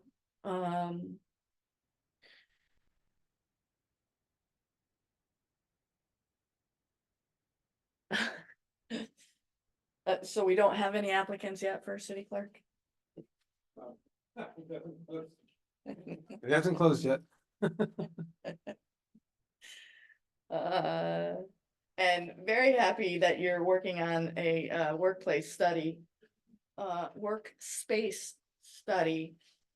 It's kind of crazy in there right now, between curtain number 1, 2, or 3. You talked about the housing element. Will that be done by the assistant city planner or a contract consultant or a combination of? Right now, I've been working on it and working with Four Leaf because some of it requires local information and local feedback. So I've been taking that on to try and get it back as soon as we can. And that'll be the second round. It'll take maybe as many as 4 rounds. Okay, and with an assistant city planner, we'll be doing more in-house and less with Four Leaf. Yes, that's the goal. So we break even, right? Cool, thank you. Climate action plan, a simpler version and extensive studies. I'm not sure what that all entails, but could a simpler version be a phase 1, a start, and an extensive study? I mean, we're super tiny. I don't know if that's even. So the consultant offered a choice between the two, and I told them that we preferred the simpler, smaller study. because the advantage of the larger study is that it helps developers come into the city and it pre-qualifies them under CEQA. So it makes it easier for a developer to come in and build in your city, and we just don't have that demand. And we would pass that cost on to them. We wouldn't absorb it ourselves, Cool, thank you. at least in our traditional format. Community development, Casa Rosa, what does moderate income look like? Do they have a plan for the first floor and, is there much of a draw with no hookups and no washers in San Juan? Have you heard? No, I haven't talked to the owner, but Erica is on the call. I don't know, Erica, if you heard anything from Casa Rosa on possible tenants? If she's listening. There she is, great. Hi, Erica. Thanks for Hi. being here. So Casa Rosa is getting towards their final stage. We're trying to agree on their housing their housing agreement. They need to sign it before they can start renting. We're very close. It's been drafted. He had a couple of changes. I sent him to the city attorney tonight to look at, and then hopefully we can get them get it so we can start renting them. And then on the bottom floor, we don't have any indication of a tenant. I haven't heard from him on any tenant, no. Thank you. And we don't have a date for the market? No, haven't heard from them in a couple weeks. Okay, and both sign and temporary use of land food trucks is coming to planning on the 3rd? Erica, you can help us with the status on that? So the mobile food is going to the planning commission at the next meeting for review and recommendation to the city council. And then we'll then follow up and schedule the appropriate city council meeting. Signs take a long time. There was a number of requests that were made for the sign ordinance, but right now the priority is the housing element, the infill program that we have, as well as there are other changes that need to be made to the zoning ordinance. The ADU ordinance is out of date. It was last done in 2021. There's been significant changes since then. Also, there are other changes we need to make as a result of the housing element and some inconsistencies that we found. So we're trying to prioritize it based on most important, but it is in progress. We've had one study session on the signs. It's just at this point, there's so many other things that really are a priority. Awesome. And when's the housing, this is a response to our initial filing for the housing element, correct? Yes, So this this would be is- our second submittal. Go ahead, Erica. Sorry, it's the response to our second submittal. So then And this is they- due when? Sorry to interrupt. There's no due date per se, but it's better to do it as soon as possible, because if they have more changes that they're gonna ask us for, because they asked us for some information, it could either lead to a yes, that's great, or now we have some more questions, or now we'd like you to change something else. It's better to get this underway and completed so that really the deadline then is on the state to respond to us, and we're not holding this out for too long and trying to keep with dates for compliance. Thank you. Valley Vista and Creek Bridge, upgrading the irrigation. There have been questions about the timing and the pressure, pressure being low and the heads not popping for a moment. Just a note from residents over there. Citywide sidewalk improvements, do we have a map for that? No, is there a map? Is that coming out? Yes. I'm not sure. I didn't have the city engineer come to tonight's meeting. Yeah, we'll let us follow up on that. We'll take a note of that. Okay, Second Street, the $300,000 grant. HSIP is Highway Safety Improvement Plans. Yay, how do we get in that? Highway safety improvement plans, correct. It's an application, so it's a competitive process. Okay. Rural roads, awesome.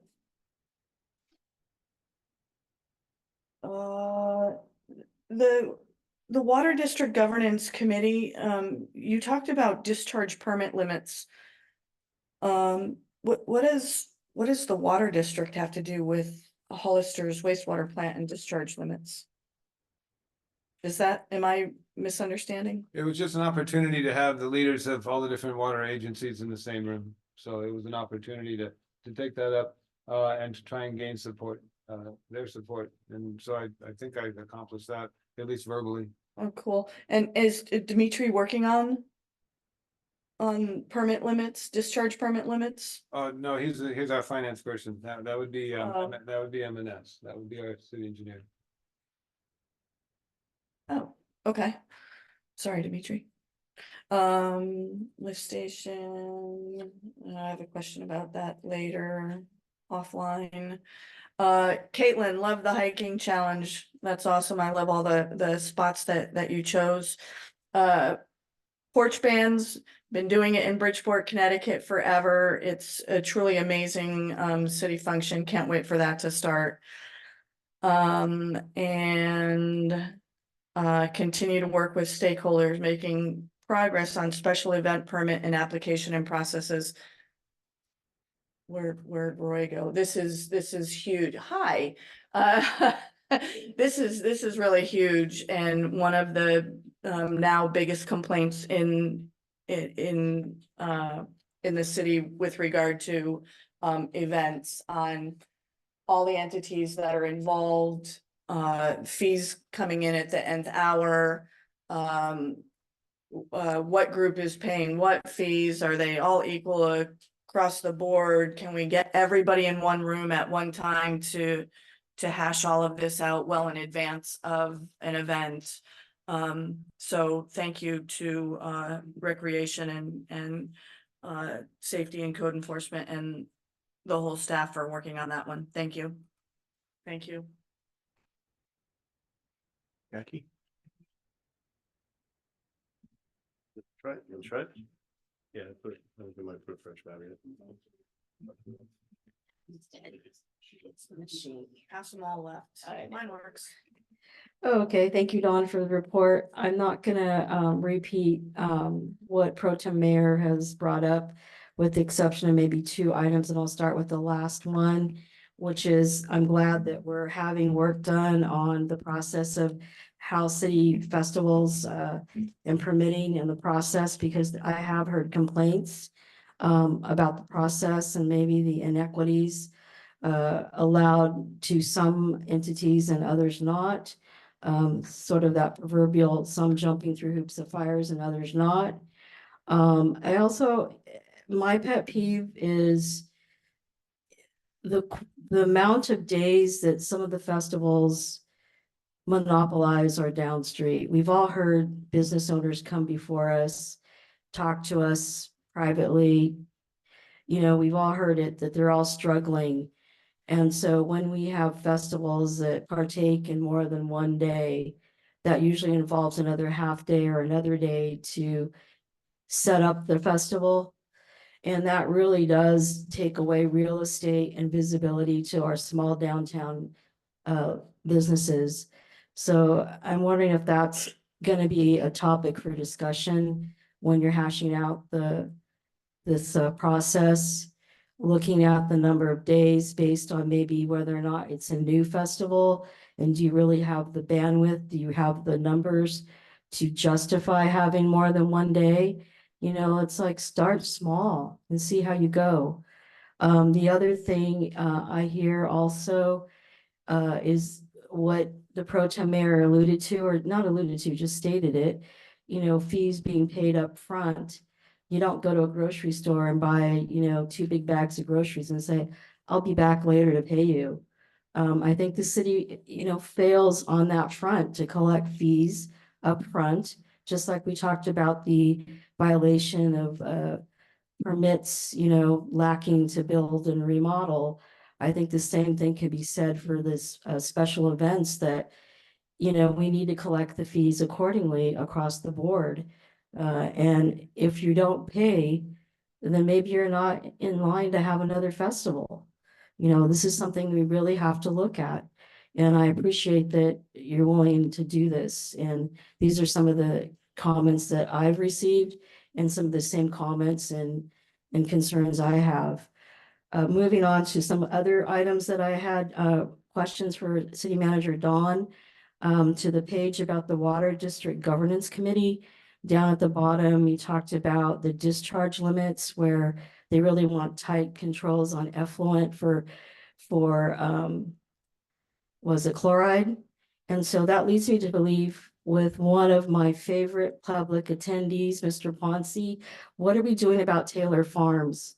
Have we sent them a letter? Have they responded?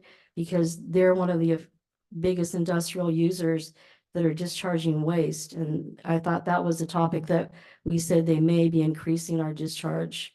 Has there been any communication or any sort of mediation with them? Honestly, my focus has been on the water project and getting the water agreements executed. I think, you're right. We need to be working with Taylor. I haven't talked to them recently. So, but I think if they can go, I asked Taylor Farms if they were familiar with Congressman Laughlин's office, and they know her well. So I think if we can partner with Taylor and include them in our efforts to get these permit limits reviewed, then I think we're going to be in a better position. So I'm hoping to actually gain their cooperation. Last time I spoke to them was about 2 months ago. Yeah, because, you know, you see they have a lot of business out there, so they're just charging a lot of effluent. So I just think it's kind of like everything else, we need to tighten things up. And then the other question I had or comment, and I think it's the speaker, Erica Frazier, is she from Four Leaf? Yes. Okay, so I'm not quite in alignment or agreement with her comment about priorities. We've had sign code violations. We have codes that were worked on, ordinances years ago to support and promote our historic ambiance. And I think even when our former assistant city manager slash planner, Brian Fouch, was here, I remember being a planning commissioner, we rehashed that several times. And actually, with the current seated partial planning commission, they did hash out, and there were some violations that were identified with recommended mitigation, and that has no follow through. So I think I disagree with Ms. Frazier on that. That's something that's a really small fix, and I think we need to go back and make that happen, just like you do with the code enforcement. I think everybody knows that, you know, we are a historic town, you know, it's ambiance, it's aesthetics. And right now the signs are every which way. And there were some pointed violations and code, not fitting with the code. And they were pretty much in the files for Brian Fouch. And one of them that comes to mind is, some kind of lettering that was on I think it's an office in the Crevia building. And that's something that really was addressed and needs to be mitigated. Code enforcement, it's a hard job, it's a necessary job. And when you look at the safety and welfare and health, the risk that it poses, if you can look at it that way, not, you know, yes, we want a beautiful city, but then also the innocent victims that are living in the conditions, you know, it may not be that that's what they've chosen, but that's what their income or their situation is limited to. So I think we have to have a humane eye looking at it, but we still have to address it and fix it. And I really would have liked to have seen some of the PLHA funding go to that, Dawn, because in the requirements of how to utilize that funding that we had decided to do something different with, that could have helped with rental assistance, rehabbing the, you know, whatever, it could have helped a little bit. So just being more mindful that, yeah, it's not the best situation, but there are people involved and humans involved. That's all I have to say. Thank you.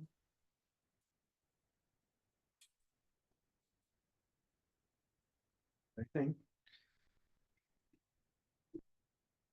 I'll do my best to stay on topic. I don't want to respond to a lot. Most of my questions were answered.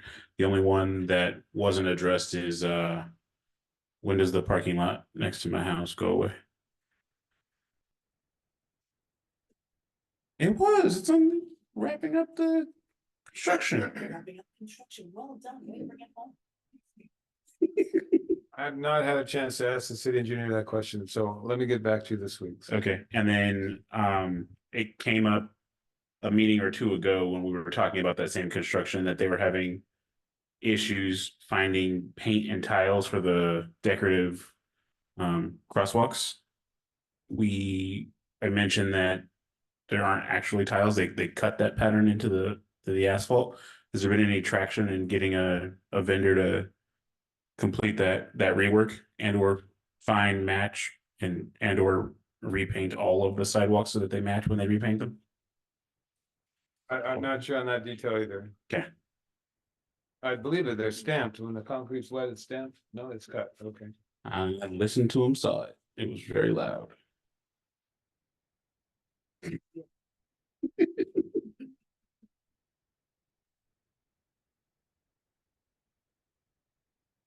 Okay, it's the nice part about going last is all the questions get answered, so.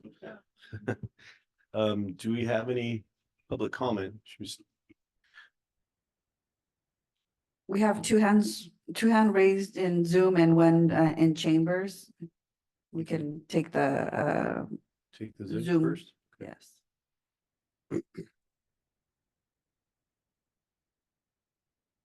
Mr. Leopold, do you have 3 minutes? Thank you. Yeah, just a couple of quick questions. I realize this wasn't discussed as an agenda item, but I think it's pertinent. This is regarding the fiber to San Juan Bautista. Absolutely in favor of it. It's a great thing. Looking forward to seeing it implemented. 2 comments. The first is, who is providing direct construction oversight to Mastech, who I believe to be the prime subcontractor for installing this fiber? I've been watching them bring it all the way from Gilroy. I'm quite familiar with this process. I've done miles and miles of underground fiber, private fiber for companies in the Bay Area over the years. Who is providing direct construction oversight for them? And the reason for that question is they're opening up the ground in lots of places, as we all know. They're placing trench plates when they're partially done with their work. And their work regarding those trench plates and the transitions over them is horrible. Way worse than the contractor doing the underground work for the sewage line going to Hollister. That's one. 2, there's obviously a lot of USA. If anybody's drove up San Juan Canyon, they've seen a lot of USA Underground identifiers on the road on the way up.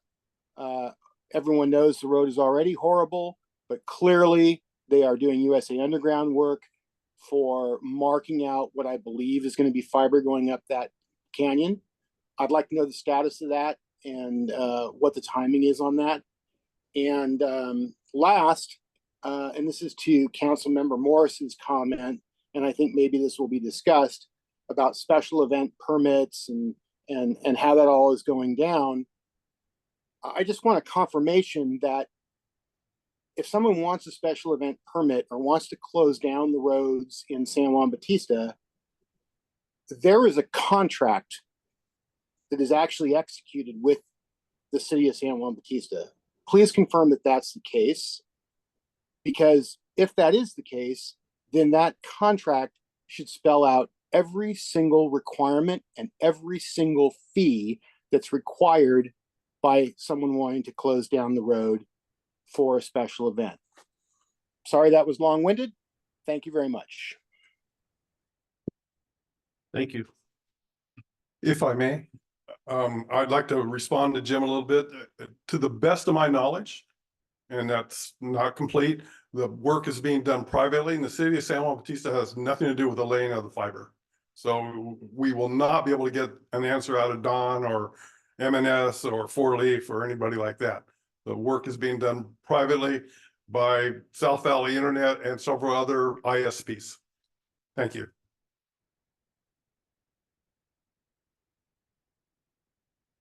Ms. Karavank, you have 3 minutes. Thank you. Members of the city council, 2 items, sidewalks and signs. the sidewalks or the contract for sidewalks is really important because when we redid the paving on Third Street, we have a lot of historic sidewalks. So special texture, including scoring, and now apparently there are other issues. It just, on the perimeter that also have to do with sidewalks. So the contractor needs to, connect with the Historical Society and maybe other members of these other communities to make sure that the sidewalks are maintained, that the aesthetics are maintained. And we worked a lot with the engineer when they redid the Third Street repaving there to make sure the sidewalks were maintained in their historical patterns. And then signs, I think signs are really important. There are a lot of violations of our sign ordinance, and you may have noticed we now have a great big round pizza sign on top of the windmill market. And when that project was approved, they were to have a uniform sign program. All of the businesses are supposed to have the same kind of signs. And now there's this big round sign up on top of the roof, which never came before the Historic Resources Board or the Planning Commission. And it's just a gross violation.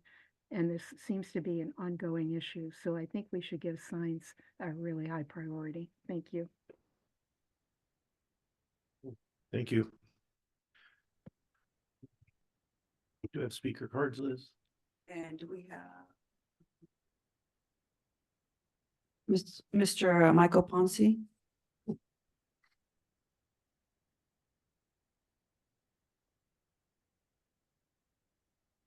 Yeah, I just have a couple questions. The city manager report on the Second Street, traffic calming and sidewalks.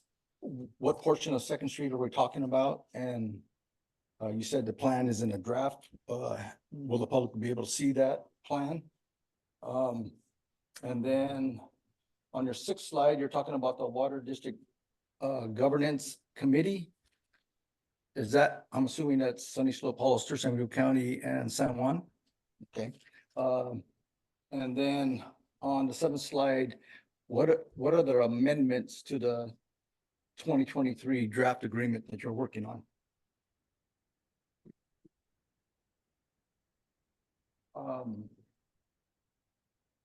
And also, what is the game plan for the discharge limits being lowered? Right, currently it's at 250 and you want to try to get it down to 150. That's quite a bit of difference. I'm just curious what the game plan is. Thank you.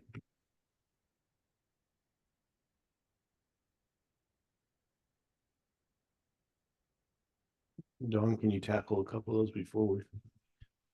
Sure, if you want to make an agenda item out of this, I'm happy to do that.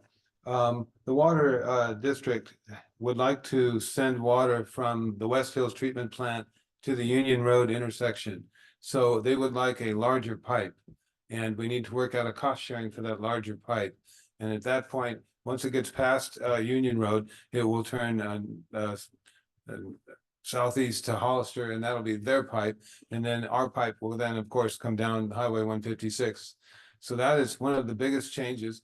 There have been several changes since the general manager, who is retired, is coming back, and he's not sure what the previous general manager agreed to. So those need to be negotiated. And then there's a whole cost sharing principle and our work with M&S and how that's going to work, working with their engineers, HDR. So we need to, HDR designed the West Hills treatment plant, so they want HDR to design any changes to the plant up to the property line, and then M&S would then proceed with the design from the West Hills treatment plant to our city.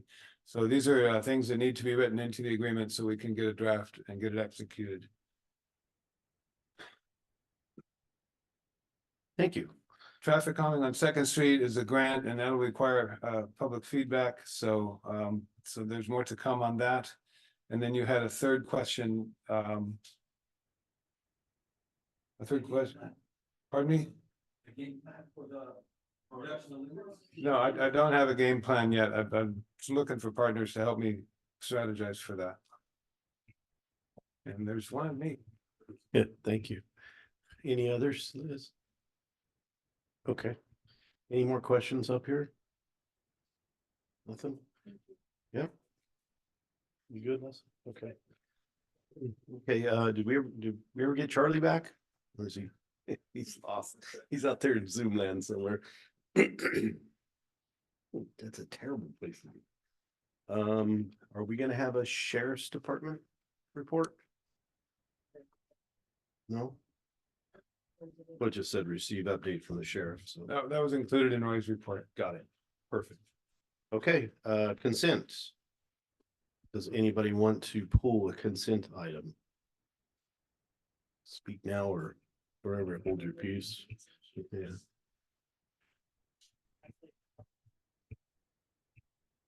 On the consent. Okay. Good. Okay. Does anybody from the public want to pull a consent? Doesn't look like it. Okay, motion to approve the consent item. So moved. Okay, Councilmember Freeman, Yes. Mayor Pro Tem Jordan, Yes. Councilmember Morris Lopez. Councilmember Sabathia, Yes. Mayor Frios, yes. motion carried. Sorry, I should have gave you this. Okay, action item. Item A, in urban growth boundaries / sphere of influence committee.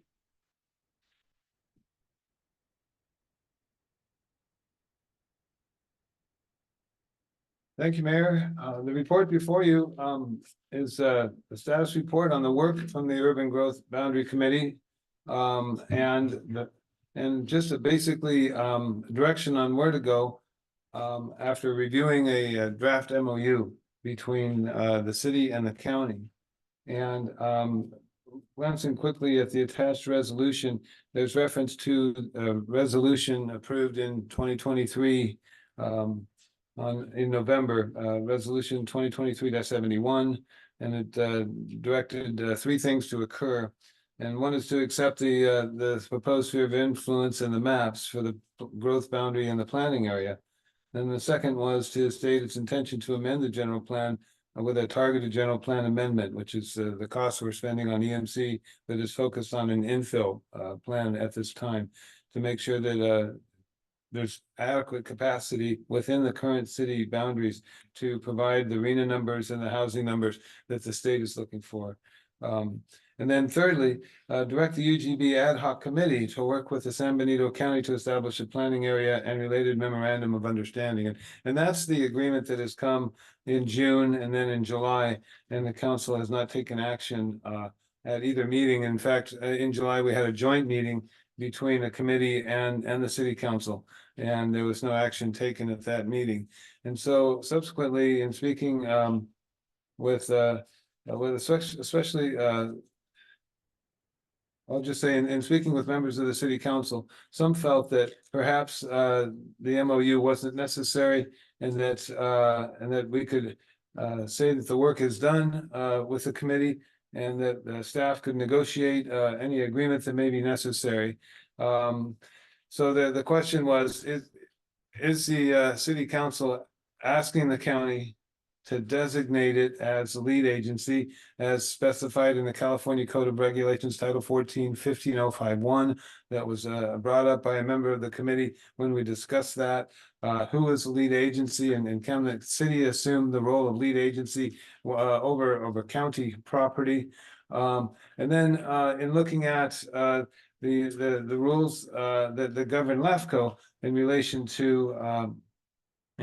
to spheres of influence, there was reference to the state government code 56-425, 56-434, and everything in between. And in that, it talks about how LAFCO, in order to make its decision to approve an application for a change in the sphere of influence, would ask itself, has the city and county work together? Is there an agreement between the city and county that would come forward as part of that application? And I think some of that general language in that code is applicable to a city that's looking at identifying properties outside the current political boundary, where properties would potentially be annexed. And so that's something called a tax sharing agreement that cities and counties often enter into. I've seen more than one in between Hollister and San Benito County.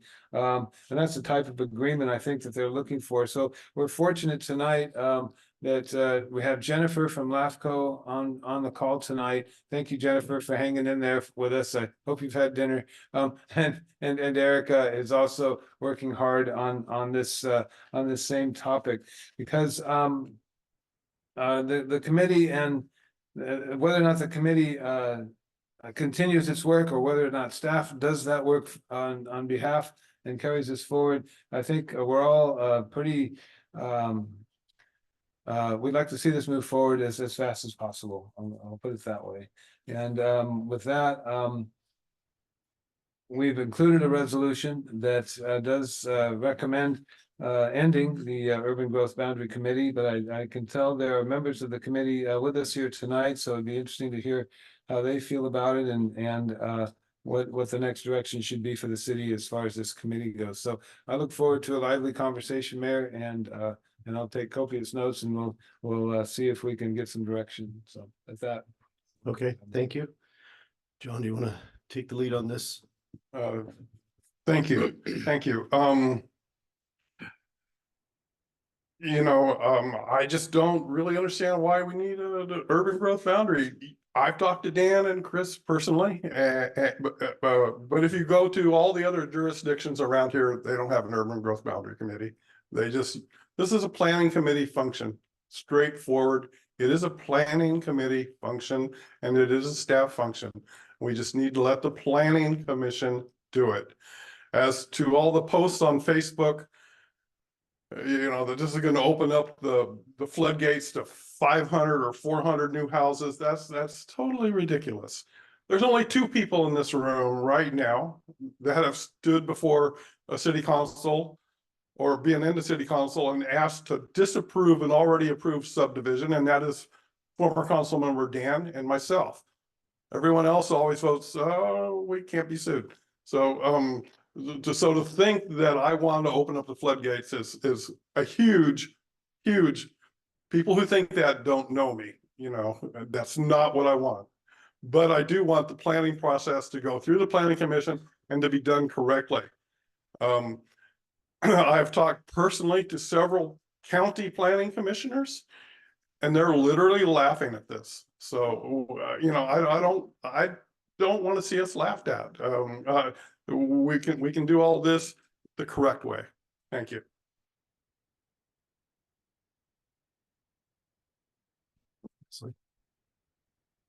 Thank you. In the executive summary, after considering a draft MOU between the city and the county, June 18th and July 16th, without taking action, a majority of the city council, after receiving public testimony on this matter, has agreed that the remaining work to be completed to submit an application to LAFCO to amend the SOI can proceed without the UGB SOI committee, and has agreed to end the committee by adopting the attached resolution. A majority of the city council members, without taking action on the previous meeting, it sounds like this was done not in public.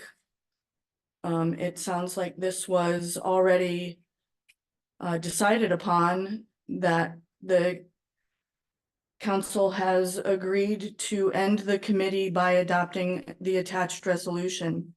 At the July 18th meeting, there were 4 persons. My understanding was that it dropped to the floor.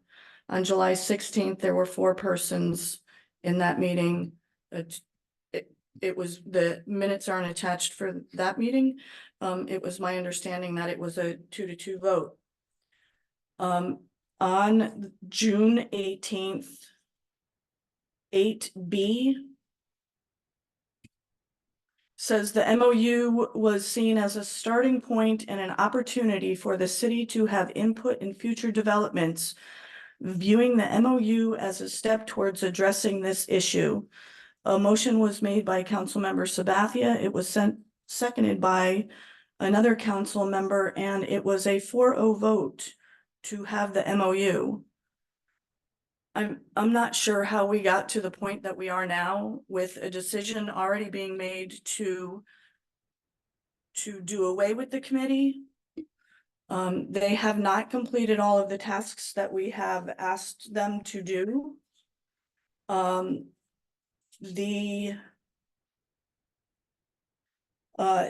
that clearly says it on page 2, second to the last, whereas the committee has not completed task 3 described in the resolution.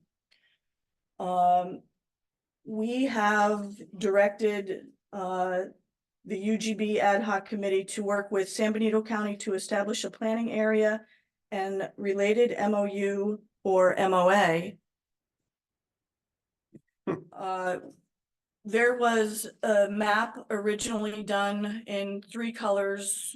And associated with that map, there were 3 questions posed to the county, all of which the county agreed to initially. Before us at the last meeting, there was a draft MOU that had language that didn't even come close to the original, and I apologize, I don't have that. Oh, I do. It's in front of me. Thank you, Liz. It did not have the language that this had in it, on 3rd tier, 2nd tier, and 1st tier being the most important, and that we would absolutely like the county to have a conversation with us, not a handshake saying, yeah, sure, we'll do what you want. The county board is dramatically changing in the next few months. And who knows that a handshake today is a handshake tomorrow. And I understand LAFCO laws and rules and how we have these agreements in place that allows us to have these conversations. But as the EO of or ED of LAFCO stated at the last meeting, it would behoove us, not her words, but the word behoove, it would behoove us to have this agreement in writing. I don't know why we went away from all of the sudden not following through with what we had agreed on in a previous meeting, and how we got so far off of the MOU that was presented to us. At the July meeting, everybody was really perplexed on what was going on, and it was clearly evident by the conversations, the same conversations that we were having over and over and over again, that said, wait, who's going to have jurisdiction over this, and who's going to be the authority? And little SJB is, and everybody is like, wait, what? And Ariel said the same thing. Jennifer said the same thing. We all looked at it and said, wait, why does San Juan get to be the authority over this, when way back it was written that said, hey, have a conversation. So I'm not sure how this got so crazy, but I don't think that the committee is done. They haven't done the work that we've asked them to do. And the original MOU, again, I was going to bring a ream of paper. This is how to start a conversation with the county. But I still to this day believe that we need a piece of paper saying, come and have a chat with us. That's all we're asking, to actually physically do it. Right now in the city of Hollister, the county is looking at islands. There are islands within the city of Hollister, lots that is county property. The county, without having a conversation first with the city of Hollister, said, we're going to put up 6-story buildings there. Without having a conversation, and we're expecting them to have a conversation with putting something around our little plot of land. They're asking for 6-story buildings when there's not even a ladder truck that goes high enough. They're not having conversations. They don't have all the facts, and we're asking them to have a conversation. And we're gonna shake your hand, hoping that this conversation continues through the next board. I think we need a piece of paper. I think what the original committee has started, they need to finish the work. And I am so not in favor of disbanding either one. Thank you. Thank you. Yes. Kudos, Pro Tem Mayor Jordan. Everything that you said, almost the exact wording is what I agree with 100%, 120%. Looking at the page 1 of the actual item 8A from our city manager, Don Reynolds. The recommendation for the motion is ending the urban growth boundary and the SOI. And clearly it states in that resolution that our work is not completed. So it really concerns me and baffles me that we want to disband a committee when the work is not completed. It's just defies logic. We put a lot of work into it. I know there was a timeline of meetings that we had, and there was a meeting that I'm well aware of, that we sat here and we all voted for the SOI and the UGB, and we were all in big support. And how we got to this point, it really throws great suspect on the process. And especially when I jump down to the executive summary, and there is a black and white statement written by Mr. Reynolds that says, after considering the draft MOU between the city and the county on June 18th and July 16th, which was our last city council meeting, without taking any action, a majority of the city council has agreed to end the committee adopting the attached resolution. So I too have concerns as to when did that meeting take place? The majority of what city council?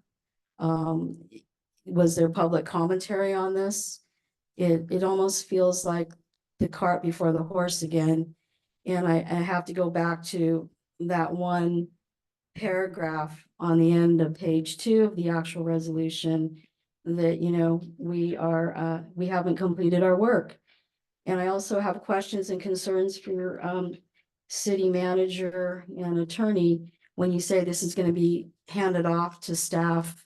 What staff? Are we talking about in-house city staff? Because I do recall at one meeting, I had asked about this, believe it was in respect to this work. And I think Mr. Reynolds had said, you guys don't have the bandwidth or the staff to do things. So how can the staff complete this very important work? And are we going to hand it off to EMC or another consultant, which incurs more fees? And I don't consider, in the report, there was a comment from Michael Groves, I believe, of EMC, which I don't consider a friend of the city. He was actually the firm a couple of years ago under working closely with our former assistant city manager, Mr. Brian Fouch. That's the second time I've mentioned him.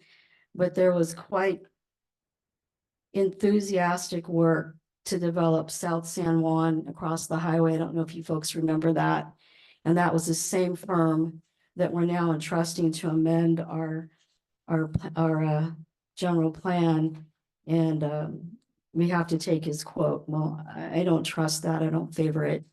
I think the committee needs to stay put. We need to continue the work that we have started.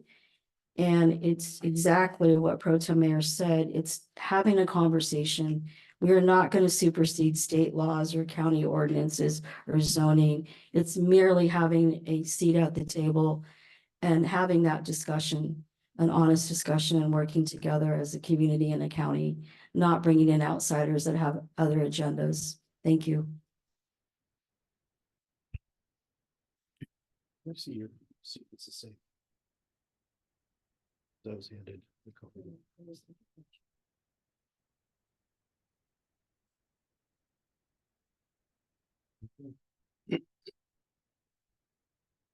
Pizza's wearing off. So grumbly again. No. You really want me not to pay attention. You bring a box of pizza out here. So the last meeting, we sat and we talked, the motions to approve the MOI fell, there was a lot of discussion, so collaborative work. Collaborative work is discussion, it's disagreement, it's moving forward, and in my mind, that's all we've been doing. In the last meeting, we voted on and agreed to a forum to continue that collaborative work. So this entire agenda item confused me and took me off guard.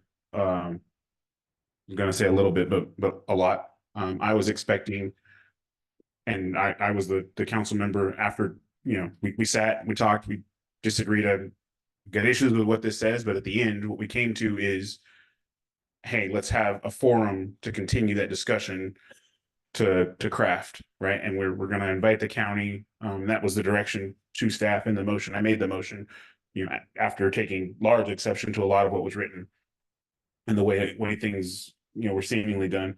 Let's sit down and have a discussion. I rather than seeing this, what I would have expected is the invitation to that meeting with the appropriate people there. And I thought that would have been the next committee meeting for there, so that those discussions were happening in public eye, and getting that done. And I think maybe the only thing that I erred on in making my motion was putting a time box and a date on that. That's all.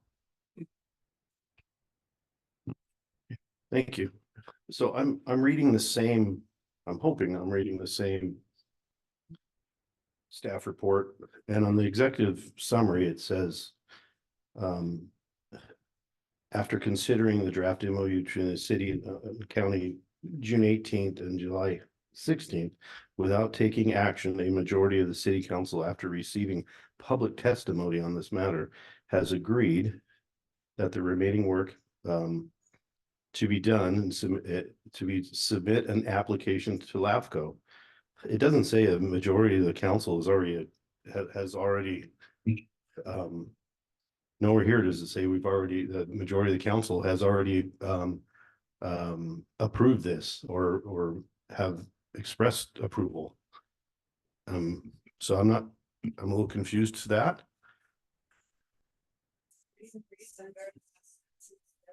Has agreed to the committee by the adopting. Yeah, I get that, but the way you made it sound is that we've already decided, a majority has already decided to end the urban growth boundary.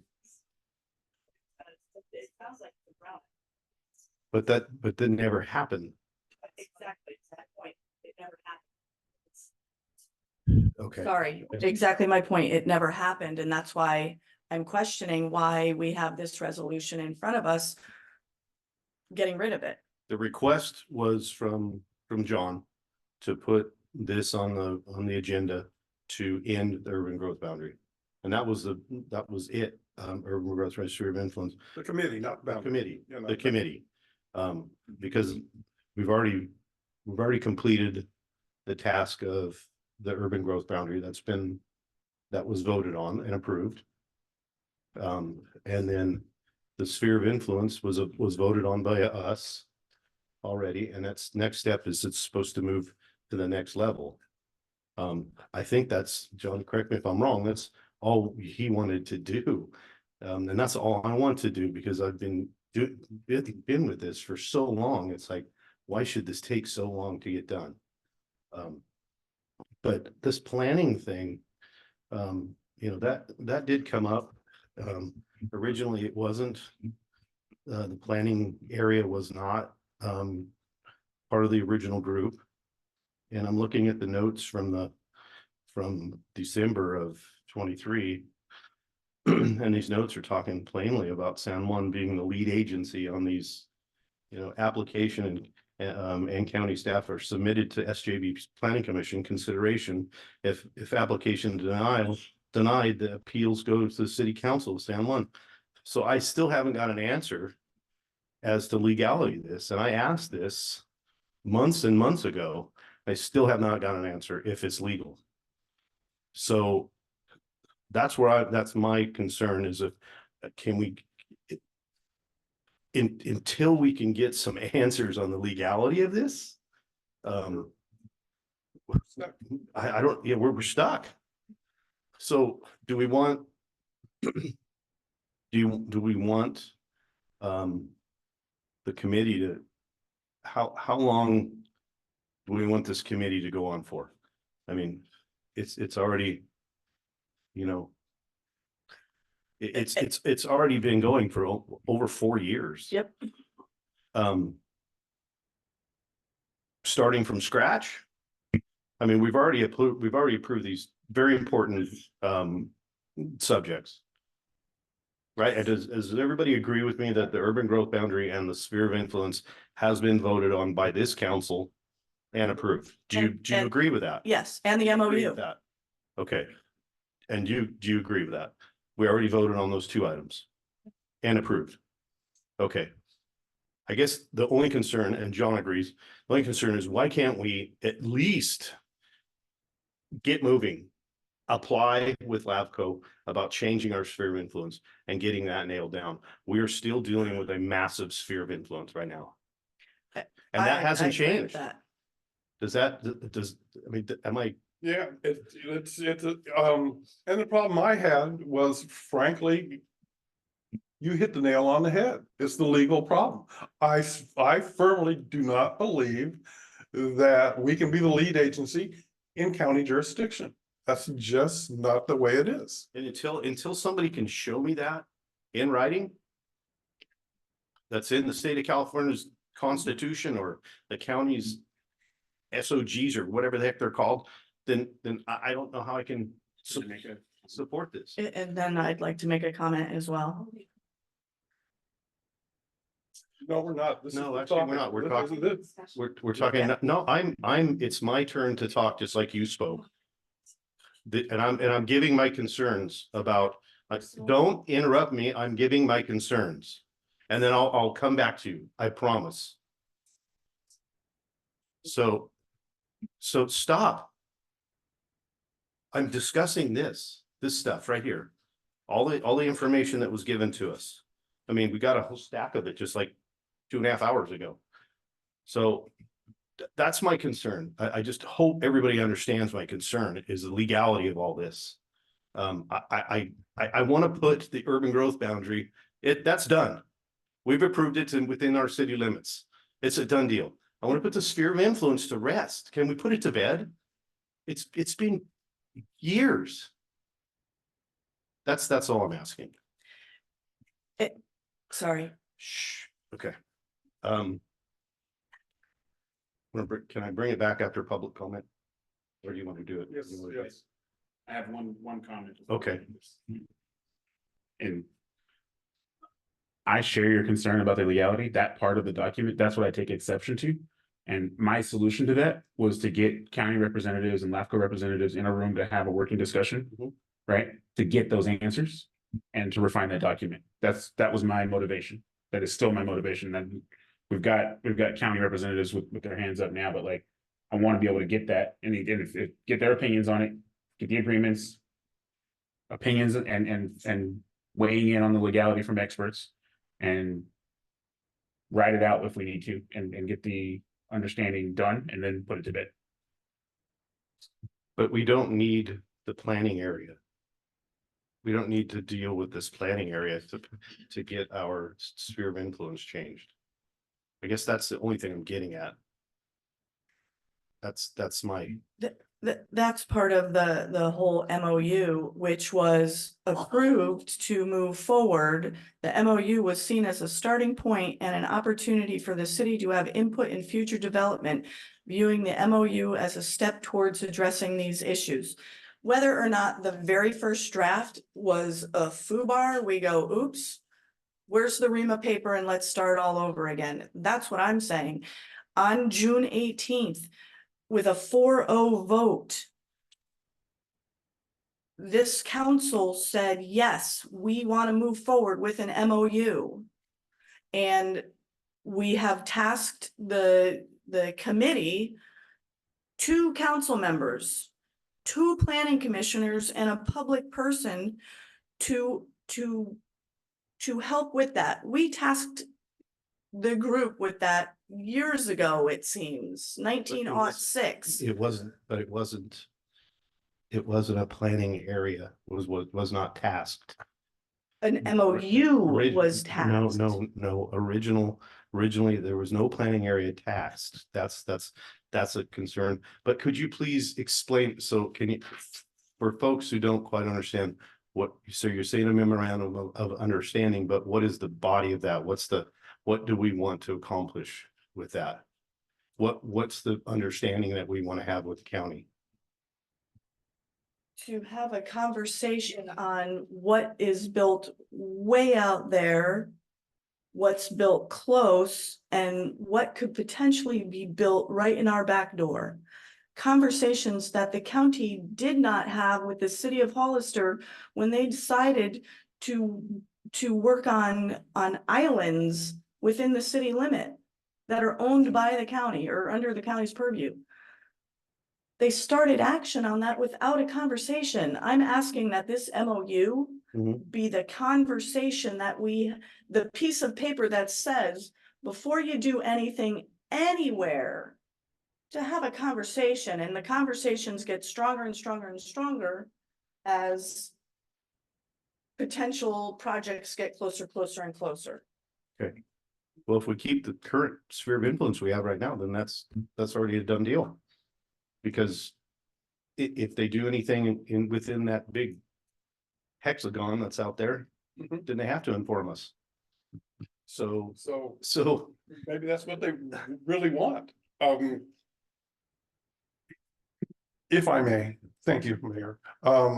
I have, from the beginning, have had misgivings. But everyone accuses me of wanting to build 500 houses when, once again, nothing is further from the truth. Never, ever, ever. You got to get that through your head. Okay. 100% on board. wait, sir, please. Okay, so we need to have the MOU obviously was not ready for prime time, and I said that a month ago.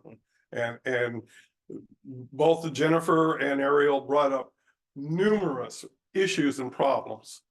And it's my opinion that we just need to get the sphere of influence ratified at LAFCO by presenting it and done.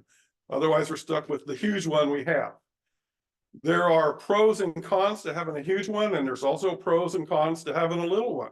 Now you're running up against the con of having a little one where the county could, if they want, impose their will upon us, and we would have very little legal authority to say anything about it.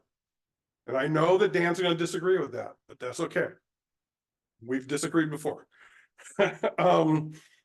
But there is no legal authority that we get if the sphere of influence stops there and the county builds here. We don't have a legal basis to say no. Thank you. Yes.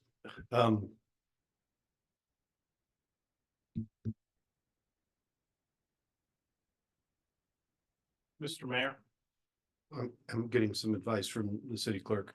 Go, what's that, Liz? So you have Ariel Godspeed with the county raising her hand, and she has a comment. Do you want to go to her? County? Yeah, let's do that, and then we'll go to the chair of the UGB. Thank you.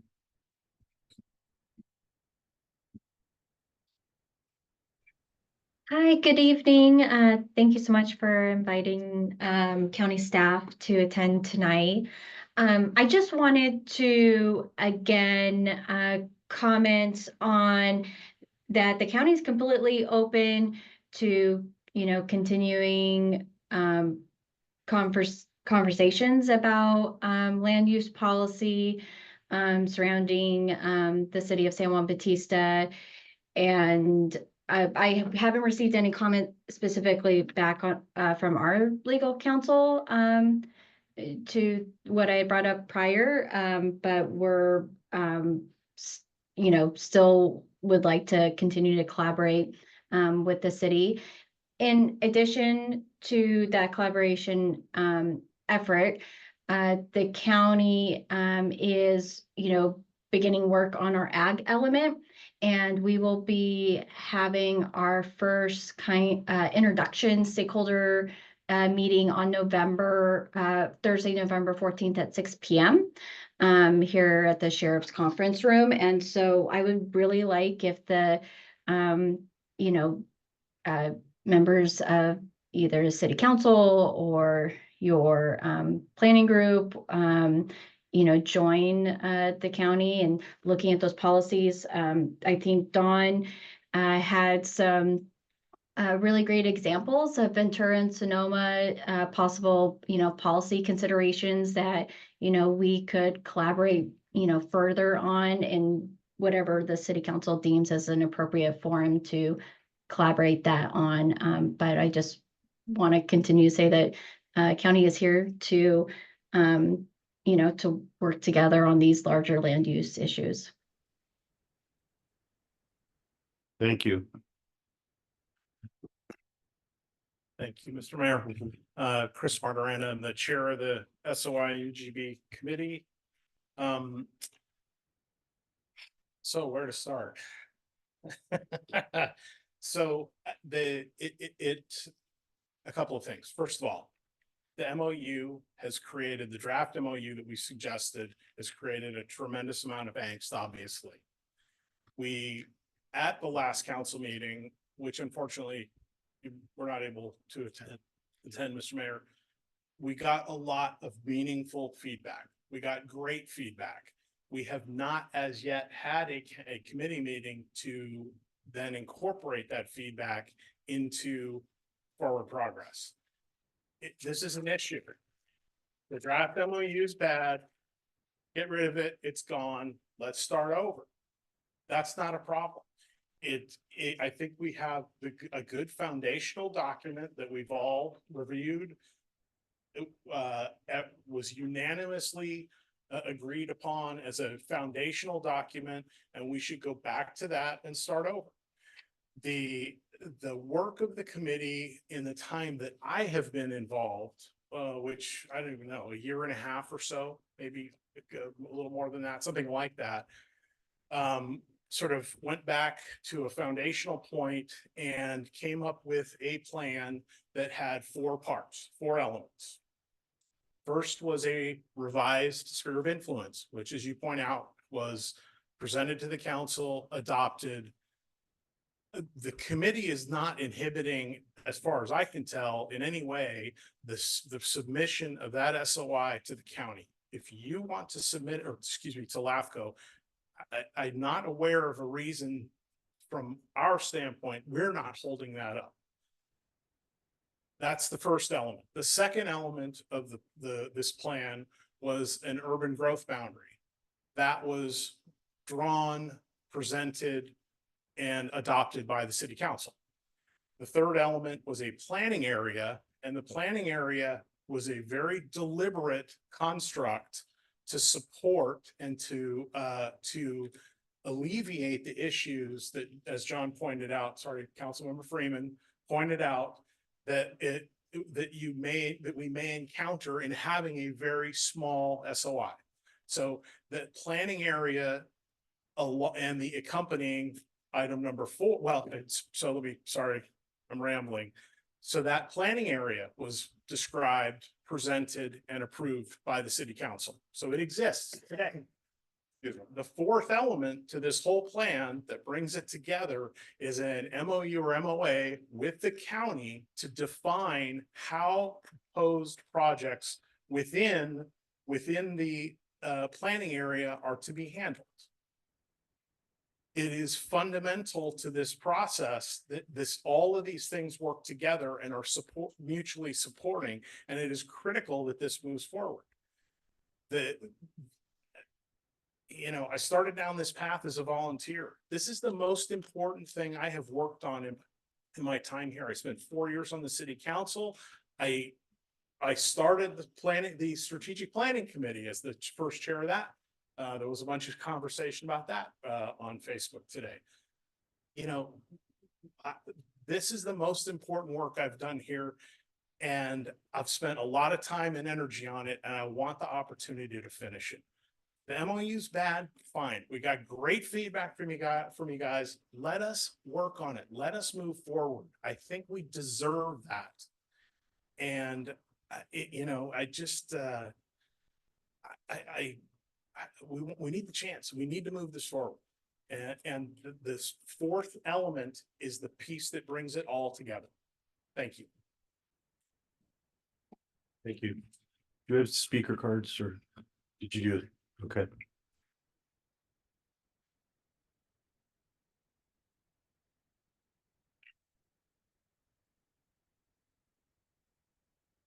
Who's up? Is somebody up? The speaker card. So I have one written public comment. I have three speaker cards and 3 hands raised on Zoom. Okay. Do you want to do Zoom or the written comment? Let's do the written comment.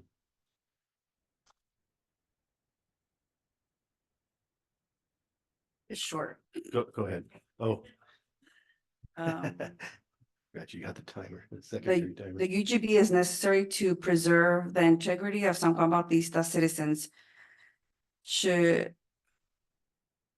Actual citizens should always have a say in what happens where they live. Keep the UGB intact. Jeff and Katie Smith, 107 Fifth Street, actual citizens. Okay, thank you. Yeah. Yeah, do you want to do, let's do the Zoom and then we'll get the cards.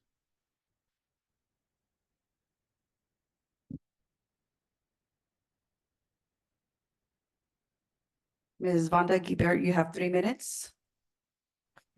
Good evening, City Council and city staff.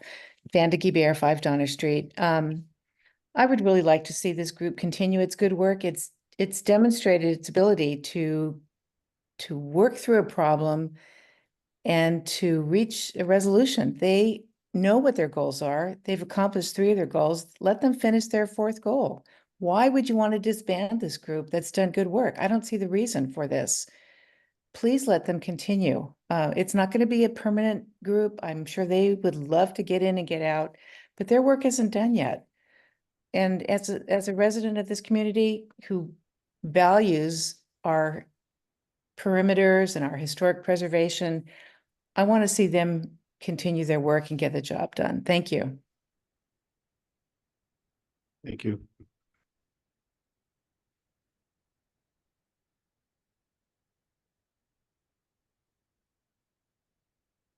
Mr. Jim Label, you have 3 minutes. Yeah, thank you for the time. Look, I completely agree with Vice Mayor Jordan and Councilmember Morris Lopez and Vanda's comments just a moment ago. I'm not into having long drawn out committees that seem to go on forever and ever.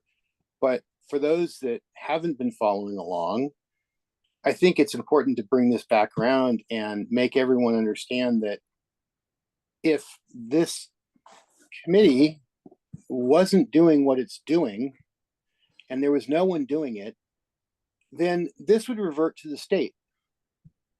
So if everyone wants the current state government to dictate what's going to happen in San Juan Bautista, then sure, disband it.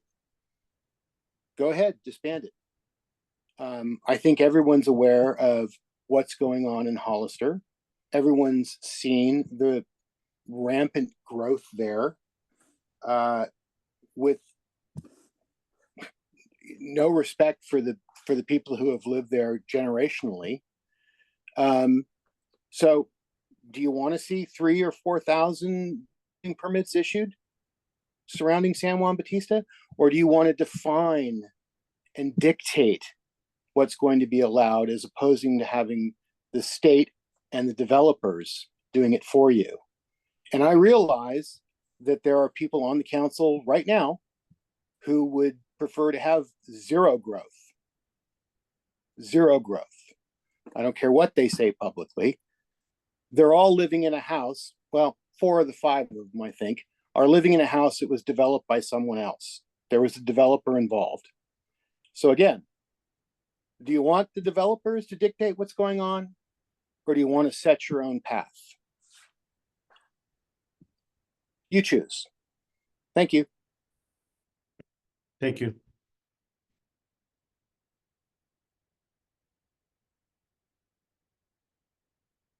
Ms. Carvunk, you have 3 minutes. Thank you, members of the council. Just to start off, I urge you to retain the committee until this project is completed. I think Mr. Friels has hit the nail on the head. This is a legal issue. Just because the MOU procedure hasn't been used before doesn't mean that it can't legally be done now. And sometimes he who laughs, laughs last. You know, they should be involved to support this effort to the end. Just remember, city councils, county councils frequently change.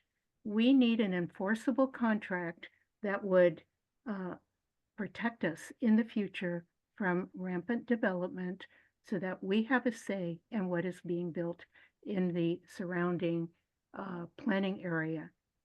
And I also want to mention that at the last meeting, there was a LAFCO representative, and she advised that we get the MOU first before we give the, SOI and urban growth boundaries to the county to protect ourselves. So we need that MOU first. We need an enforceable contract. Thank you. Thank you.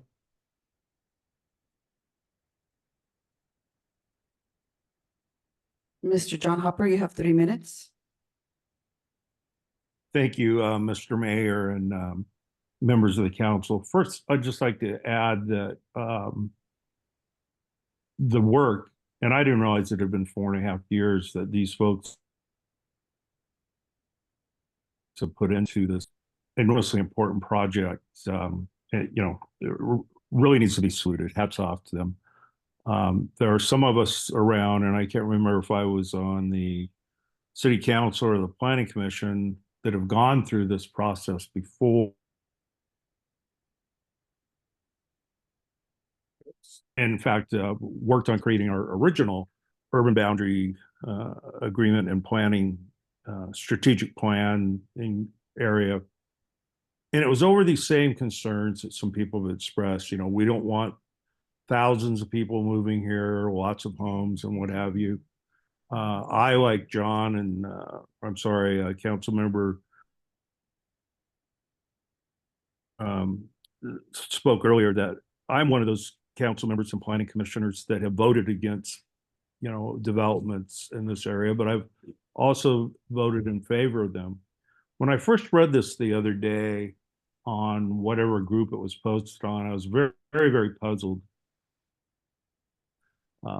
Because this group is a group that has, whenever necessary, been a body that was comprised of members of the council, members of the planning commission, and as I recall, a committee member at large to get this work done. When I read through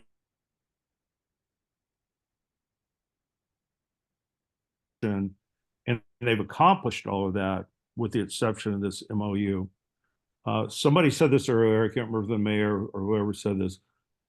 The work that they've done, actually, it was the chair of the group, the work that they've done so far, unless, our planner or the attorney disagrees, that should just move forward and what have you. One important point that I remember coming up years ago in the 90s when I was involved in this process was this area about the weed agency. And that was research at the time. And that is entirely possible that when you establish these boundaries, if you enter into an MOU with the county, then the city of San Juan Bautista could become the lead agency, for instance, on a residential project that's in the county, like the one that's being discussed near Christopher Ranch or other adjoining county land. So whether or not this. Mr. Hopper, thank you for your time. Thank you very much. Mr. Medeiros, you have 3 minutes. Good evening. Can you hear me? Yes. Okay, thank you. Yeah, I'm the planning commissioner, a member of the committee. And I would rather go forward with the committee to finish the work that we started. And to do that, I'd like to thank the committee for all their hard work. Almost 4 years of working on this. I can't remember how many different people have worked on it. We deserve to go forward. We put a lot of work on this, and I agree along with Council Member Jordan and also Lopez, and also our chair, who expressed explicitly what we need to do. So to go with any further comments, I would say allow the committee to go forward. And if you want to hear more comments from me, then attend the meetings. I'll be happy to express further comments that would move this forward in a proper way. As far as legally concerned, we're all part of the system, legally doing the right thing for the city and the county and the state, or even this country. We're the law. So let's get to work. Let's get this thing done with and get it over with. It won't take much. We're already there. All these things that were put on paper right now is not in concrete. There's room for improvements. There's room for negotiation. There's room for compromise. Let's do that together. We can do it. Again, thank you for the group that's been working on this. I appreciate it very much. Thank you. Thank you.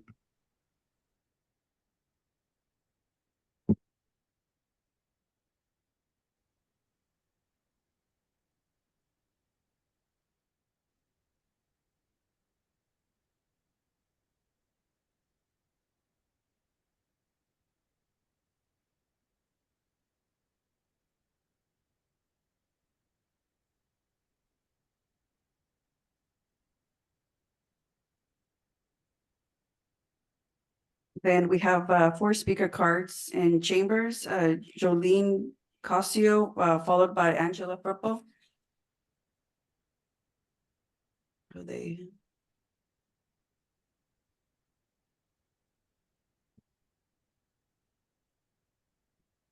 Jolene Cosio. I was somewhat involved with LAFCO when I was on the city council. I was not the representative, but I was very interested in what went on there. And when you think about what local agency formation commission is, it is made up exactly of the same makeup as this committee is. One's a commission, one's a committee, big difference, but they both have,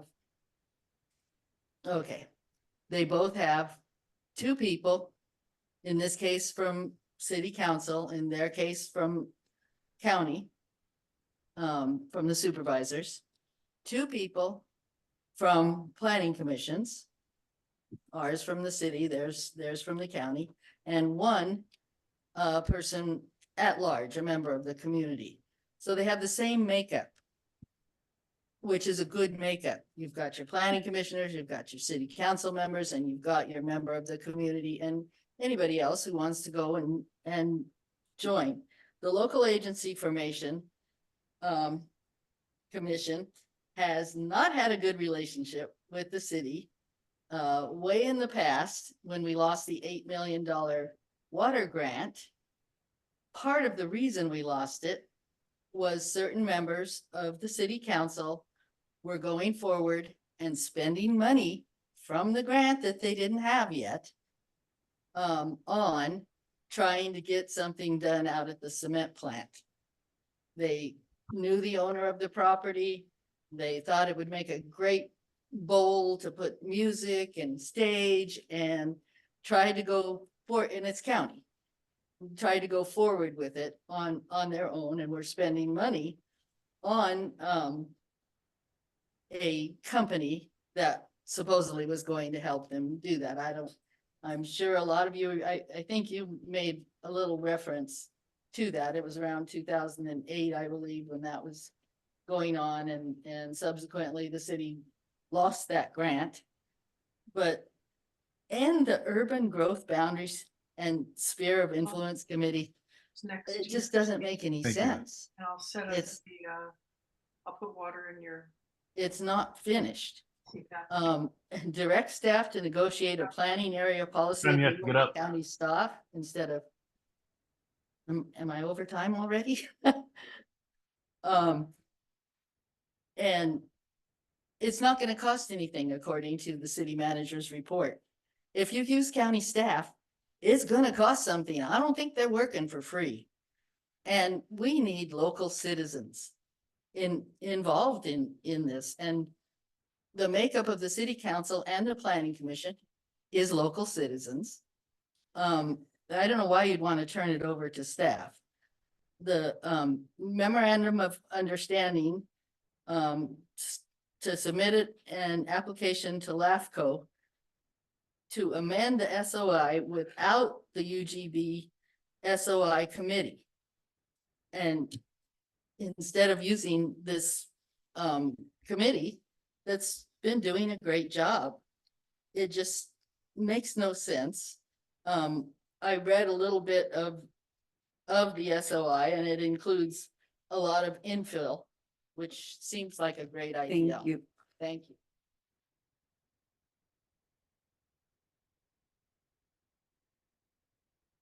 Couldn't hang this late. Jose Aranda. Hi, Jose, 1190 Vista. Thank you, council. We'll keep this short and sweet.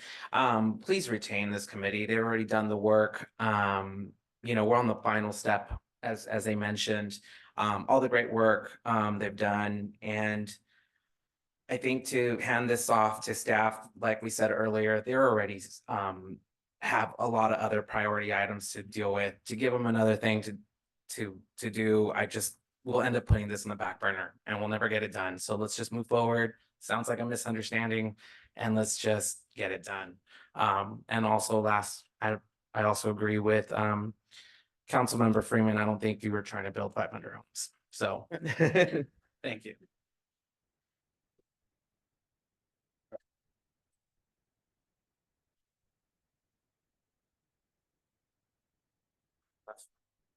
Yeah, hopefully save the best.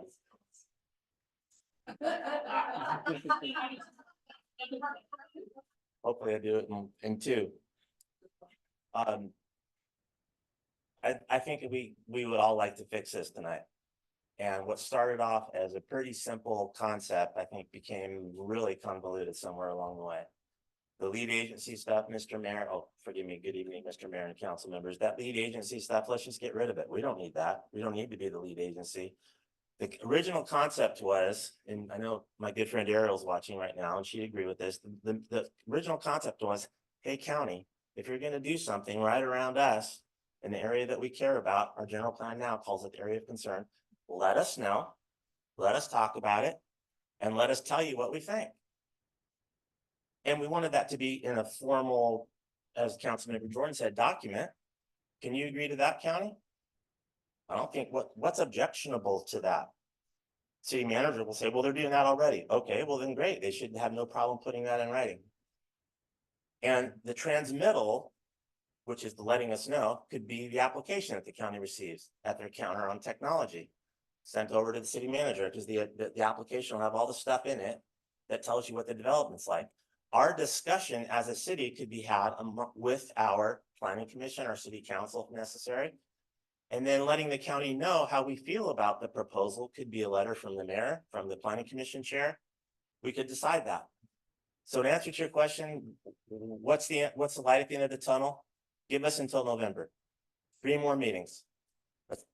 The chair already threw away the old MOU. Let us come up with a new one. That's far more simple. Doesn't have this lead agency stuff, nothing, but is in more in keeping with what I just said. If something happens around us, we want to know about it. We want to talk about it as a city, and we want to let you county know how we feel. That's what I think would move this ball forward in a really efficient way, and we'd be done in November.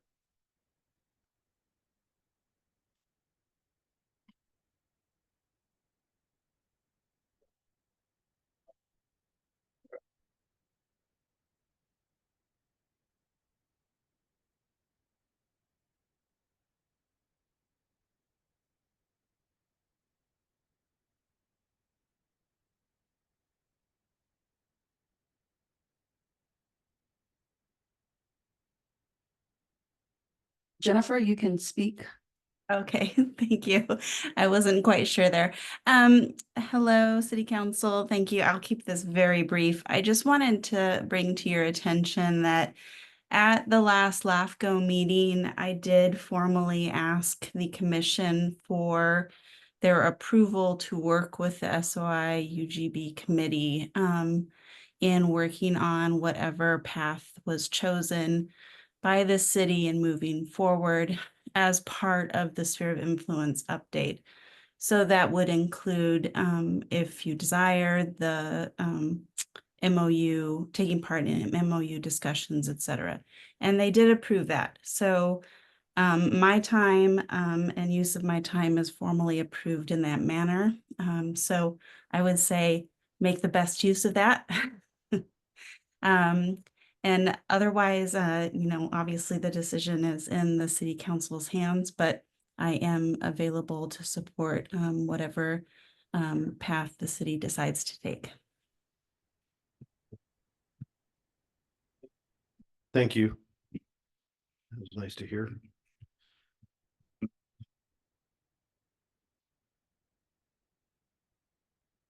You want me to go first? Yeah. Okay, so I am amenable to what Dan just said and going for 3 months.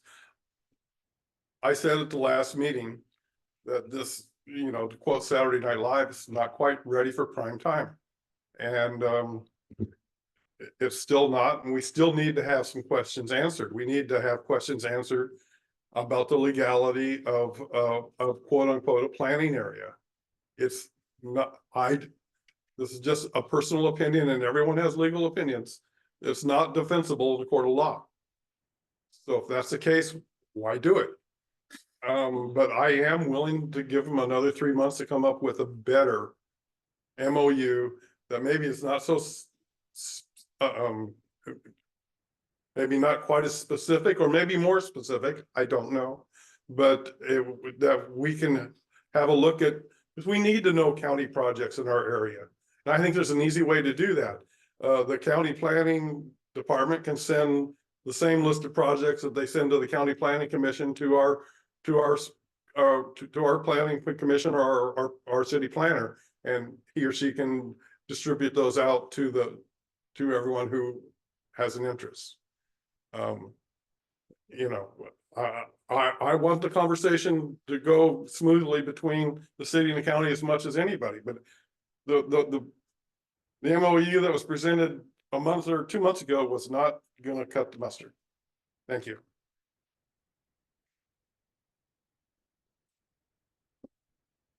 Thank you. Jennifer, thank you and LAFCO for allowing the use of your time to assist the city of San Juan Bautista in this endeavor.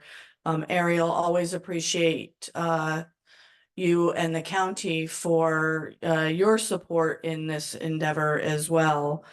And thank you to the UGB SOI committee for persevering, and hopefully the council agrees to move this forward and y'all get to finish the work that you've started. Thank you. Thank you. I also want to thank everyone that's been working on this committee. We've had a pretty solid group for about the last, I would say, 2 years. And I know that it looks like we've been functioning for 4 years straight, but I just want to make that clear that there were many cancellations of meetings. A couple of years ago, we had a total of 6 meetings in 2 consecutive years. We've had a couple of cancellations this year so far. So it's not like we've been, there every single month, just, talking fluff and not getting things done. We've had some real hiccups, and we got momentum, and we have momentum. I don't agree with the timeline of a hard stop of November. I think that we could at least be reasonable and say the end of the calendar year and take a look at that and see if all the work has been done that needs to be done. Thank you.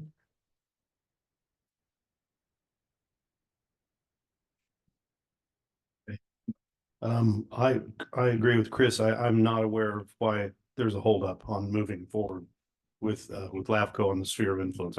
It's just, I mean, we approved it 6 months ago. I still don't understand that. I am not against an MOU with the county at all. And I was super happy to see that draft go in the round file. So, you know, I'm not against, and I've kind of said this all from the beginning when these things first start coming up. I didn't want to be the little ankle biter dog, you know, trying to take on the pit bull of San Benito County. I mean, they're bigger than us and we're just 2,000 people. So I wanted to see this be a little bit more amiable, so to speak. I like the idea, the area of concern idea. I like that before. So I'm not against, especially hearing what we're hearing tonight, I'm not against moving forward with them and letting them finish off the year. But we've got to kind of, and no, none of us have done fluffing. We've all worked hard. And you know, there was some scary times during COVID when we were all standing way apart from each other and drawing on a map, and you know, so, and I would love to see this too. I mean, I've been at it, I've been on it, and since I stepped down. So I don't have any problem with it moving forward as long as we get some good information, legal advice from either the county or our legal on what can be done. I liked the original stuff that Don brought to us about Napa County and Ventura County. It was awesome. I mean, my biggest concern in this is we were going to keep going and keep going and keep going, and we were never going to get this done. So I don't have a problem with moving on for the next, what, 3-4 months. So are you okay with letting this just? So we need to. You need to call for a motion. Okay, hold on. I'm gonna ask our resident expert a few things. Liz, we're talking about giving the committee until the end of December. So we've got, you know, we've got the resolution to end it. So do we? You can do a substitute motion. Okay. And whatever the motion is to continue keep the until- committee in, yeah, let the committee continue. Okay, John, do you want to stab that or? Can I ask a question before we go to motion? Sure. When did we decide December as opposed to November? It was a recommendation by the committee themselves, Yeah. but the committee itself. I think Jackie. I would, sorry, I would like to see it sooner than later. Okay. Yeah. Yeah. Okay, so I'm also a committee member, and I think Dan just. Oh, Dan just pulled that date out of thin air. I kind of wondered why he said November. It makes sense, the calendar year, but contingent on this being done, because I agree with Mayor Friels, we need to at least send the SOI and the UGB application to LAFCO. That should not wait till our MOU is done or any kind of meeting with the county. I think what's stopping us now, I think if we have a motion, we should put that in there, if the mayor so agrees. yeah, is that some, Liz, is that another thing? And You can state your motion however you, and then you can either a council member can ask for a friendly amendment and then change it. And if you accept it, then we move forward and vote if there's a second. Okay. You want to take a stab at it? Sure. Okay. I make a motion. How am I doing so far? Here we go. Okay. I make a motion to move the SOI UGB committee forward with producing some semblance of an MOU by November. And moving forward with the SOI to LAFCO. What? Now. Okay, do we have a second? I'll second that. You got a second? Yeah. Liz, do you got that? Is Yes, I did. Thank you. So she's like this. I didn't like the actual one, so I wanted to only amendment, but I was stuttering. I'm slow. Are you okay with her tagging on to the friendly amendment? Let's hear it. Yeah. Maybe you want to hear it. Is that appropriate? Because it went really fast. Yeah, we have a first, Oh, go we ahead do and have a see if the first and chair, second. yeah, if the chair accepts it. I didn't hear in December. I thought we were in agreement with December. I'm slow. Do we get to discuss why November versus December? You did say December. I said November. So By, oh yeah, by November. I said November. And you want to push it back? Because the council, the Board of Supervisors changes. So the sooner we get it done, the better. oh, I'm talking about ending the committee. I think we're talking about two different things. I'm not talking about ending the committee. I'm talking about getting an MOU in. Oh, and so different things. Sorry for going on. Do you want to read? I think she's confused. What? So the Action items. Sorry, permission to speak. Yeah. microphone. The mayor, the microphone. So Sorry. I'm going off process. I don't like that, but I think I have to make this clarified. Our action item was to vote on ending the committee. Now we're going into a different amendment talking about producing an MOU and getting LAFCO and SOI submitted, the SOI and the UGB to LAFCO. So that's veered off the original action of ending the committee, right? Correct. It's a substantive motion or a substitute motion. Yes. Yes. I'm making a Correct. substitute motion. Moving forward with the MOU by November. And submitting the SOI to LAFCO. Now. No. Okay, we had and who's the second? I second. Okay. All right, Liz, you got all that for the Yes. roll call? Yes, I Okay. did. I'm calling the question. Councilmember Freeman, Yes. Mayor Pro Tem Jordan, Yes. Councilmember Morris Lopez, Yes. Councilmember Sabathia, Yes. Mayor Frios. Yes. Motion carried. You want to take 5? Yeah. We have 5. We're going to take a 5-minute break.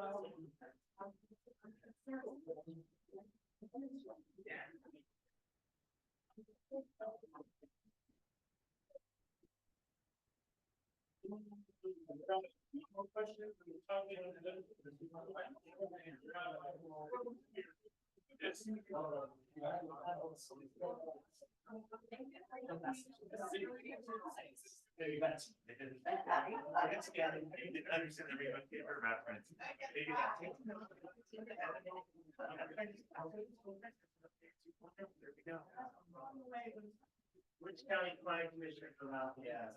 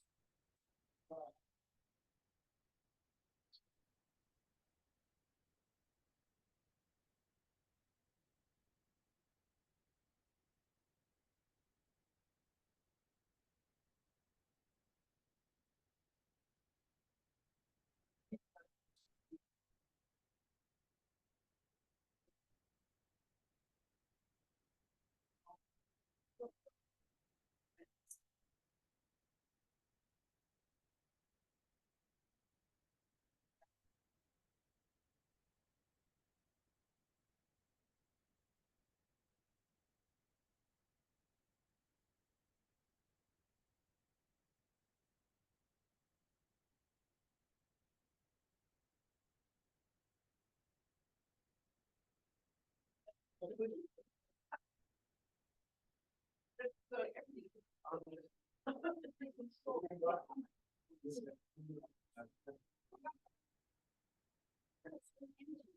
that?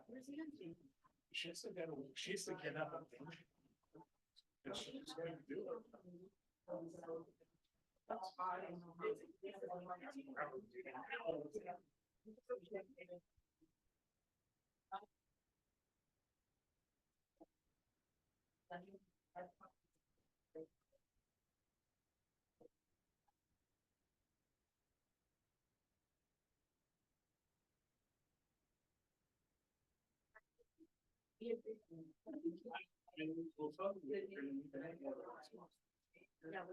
We're gonna have to make that.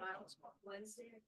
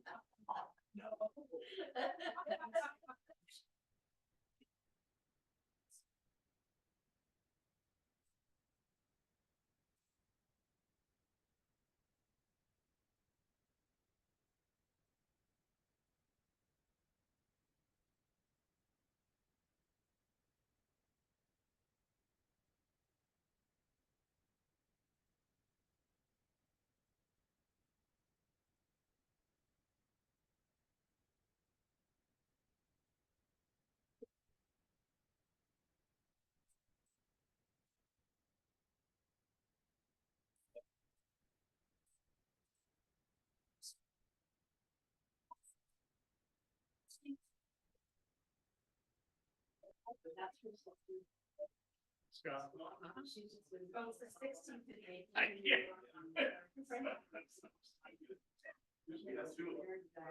We do too. That's my, I can't use the phone. I have a picture. But it's not a contact.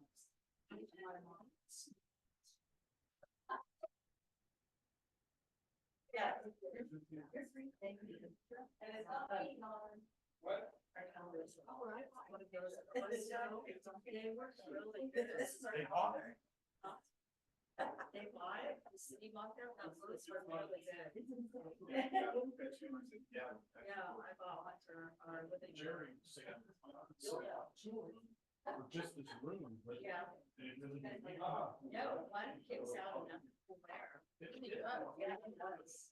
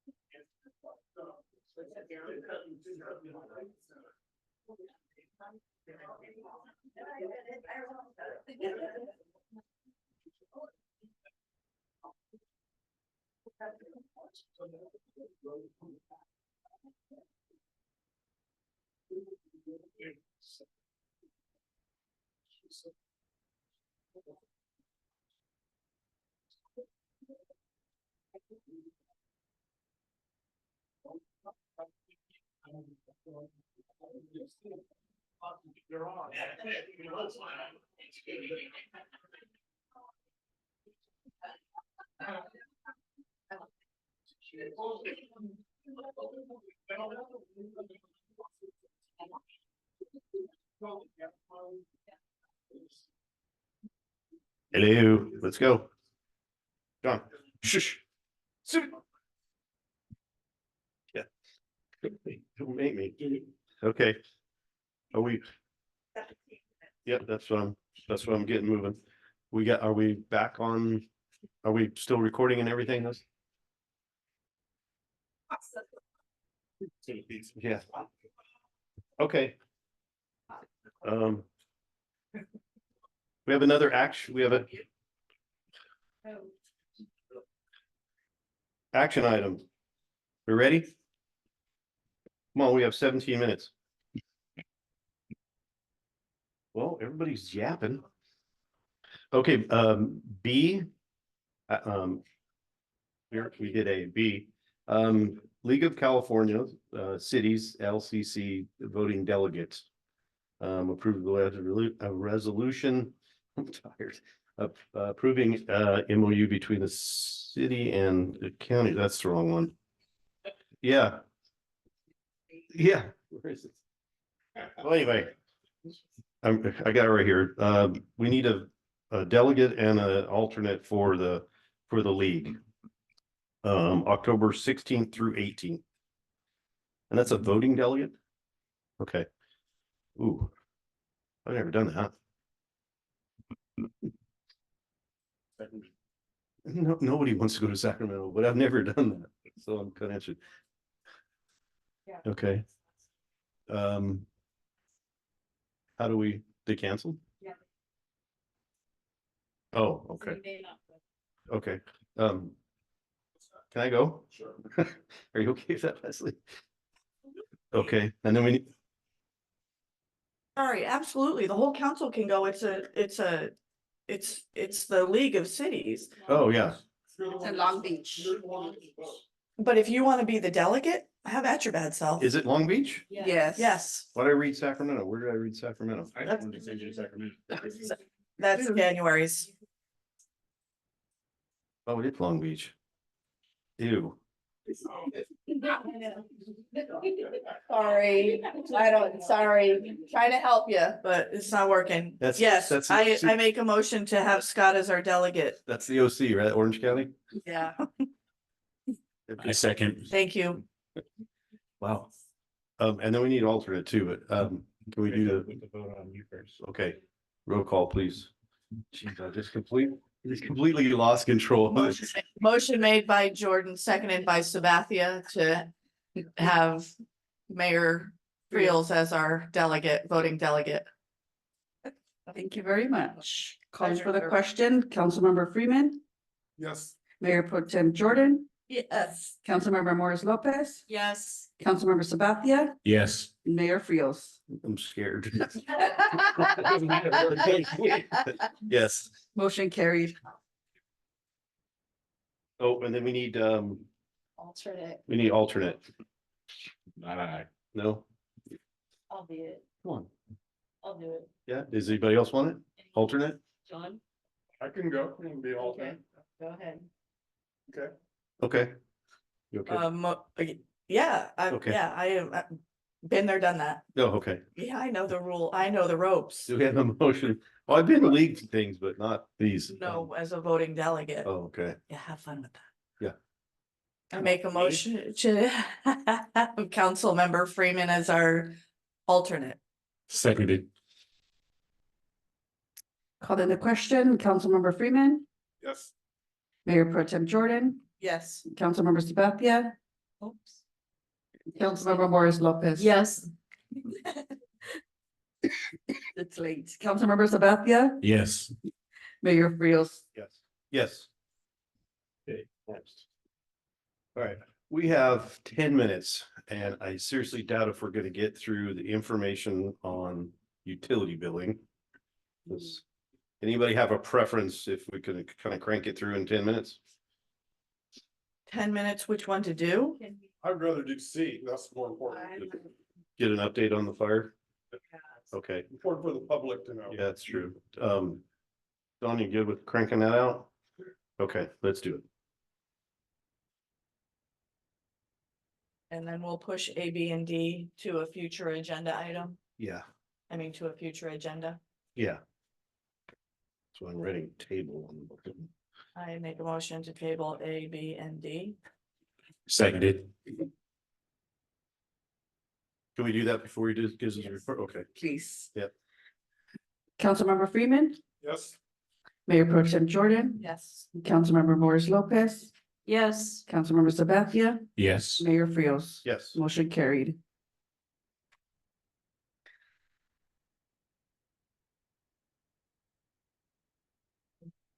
Mayor, members of the city council, I have 11 minutes and I think I can get there sooner than that. Okay. And that's because I've done my best to keep the city council apprised of the discussions, and I think the committee's been really active and attendance has been really good.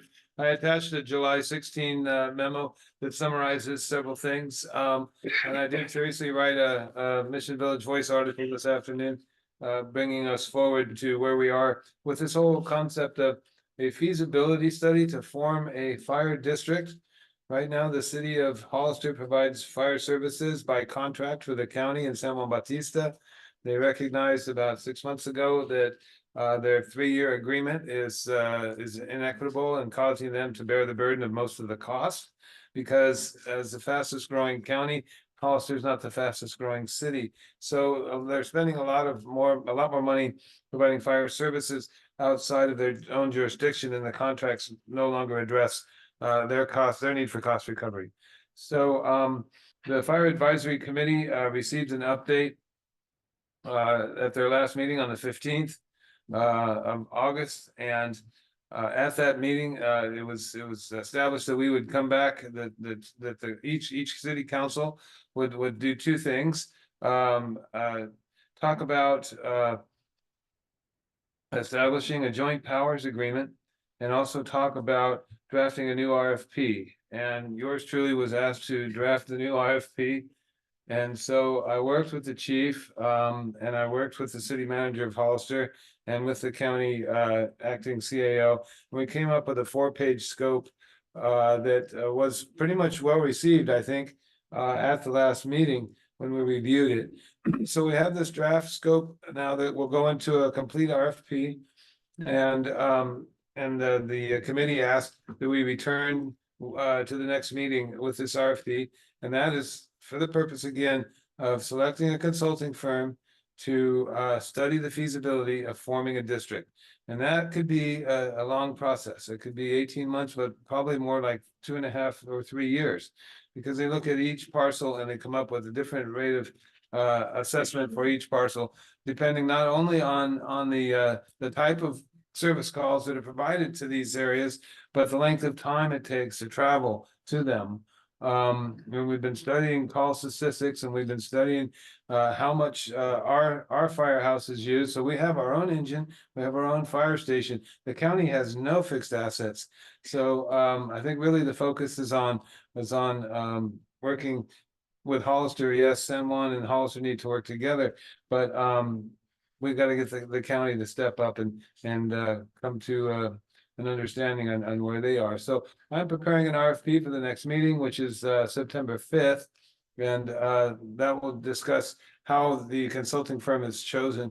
And then just this week, I was able to identify a joint powers authority agreement from 2018 that is the governing document for the Livermore Pleasanton Fire Department. So it's a great example and model of how to put this thing together. And I look forward to sharing that with the Fire Advisory Committee. And we'll see how much of that they agree to and how much they don't. But we'll try and get both of those things back on the agenda. So I had lunch with the fire chief and the city manager and Roy Morales from our staff on Monday.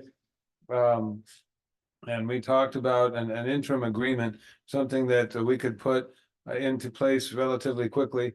And make some compensation to increase our contribution, a one-time contribution to help Hollister get through their fiscal crisis. That's more equal to our share of the costs. I think I said in the last staff report to the council, if we're paying $260,000 a year right now. If we are indeed 3.8% of their $16 million cost, we're going up to over $500,000. I made that clear to the city manager that we're not going that far that fast. And he agreed to some gradual step, like 3 to 4 to 10% every 6 months or every year, until such a time that we get the Joint Powers Authority formed and we get the district formed. So at that point, then it becomes a property tax agreement that has to all be approved by the voters. This is all subject to approval by the voters, but it's just a step on our way towards forming the district. And so I think this is moving forward at a pretty good pace. And some of the members on this committee are anxious to get this done before the first of the year. So I expect it to continue to move forward at a rapid pace. So that's a lot of information in a short amount of time. So I've left some time for questions. Question, John, anything? No questions right now. Thank you, though. Leslie, any questions? Thank you. I can't find what I wanted. So go ahead. Stupid question. You need an inhaler. Yeah. Where is it? You better use one. You need a rescue inhaler. So my question is, I'm very naive about this, city manager, so bear with me. So right now we're paying 188 per person currently. And so what is it that we need to get up to be more equitable? And we're trying to help out Hollister. Right. In conversations with our experts, we have a retired fire chief that we've been in conversations with through a company called Citygate.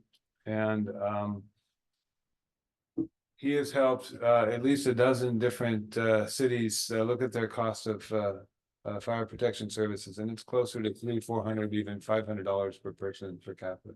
So 300, so that's like a flat rate. It's not based on other factors like size of the city, types of call. Right, that's what the feasibility study is going to do, and that's why it takes so long, because we have to come to an agreement, a cost sharing agreement, on how do we determine our jurisdiction's costs. Obviously, we're pretty close to the fire station versus a call that's in the county unincorporated or 101 or wherever it is. A big majority of these calls are also medical calls, car accident calls, and so forth. Right. So that cost sharing is part of the first part of the scope of work that I drafted with Hollister's help to come to an agreement on how the costs will be borne. So maybe we're 3.8% of the total calls for the department, but maybe only 2 or 3 of those calls are structure or grass fire, which are the expensive ones. That the medical calls aren't near as expensive as a real fire. So those are the ones that are time consuming, labor consuming, and cost more. Right. So this is another naive question. Where did Hollister go in the downside with their budget and with this, and how it sounds like of the 3 entities, they're in the worst off position, and the county with their overall budget. We as a city came up with a very balanced budget and a reserve, a pretty healthy reserve. Right. I've studied the statistics dating back. There's a benchmark study that was done, a thorough study that was done in 2018. And based on that, they've added quite a few firefighters, but they also point out that they've had to buy equipment to service the rural areas. So a tanker, for example, where they need to haul 500 gallons up the canyon, that's only used in the unincorporated area. So I think there is a lot of, and then one supervisor is willing to have this conversation and the other's not so willing to have the conversation. But the county needs to sit down and have this conversation with Hollister. And it's unfortunate that their CAO left on leave for whatever reason, but it's been a challenge to work with staff on a staff level. We've been working with a combination of supervisors and staff on that, so. But that's my understanding, that they're gearing up to serve the whole county, and a lot of the equipment and supplies that they're buying are strictly related to unincorporated area services.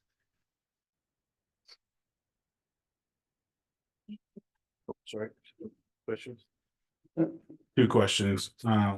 One, so that it's on the record for our meeting, who is the supervisor who's unwilling to speak, negotiate, talk at these meetings? You made mention of that recently.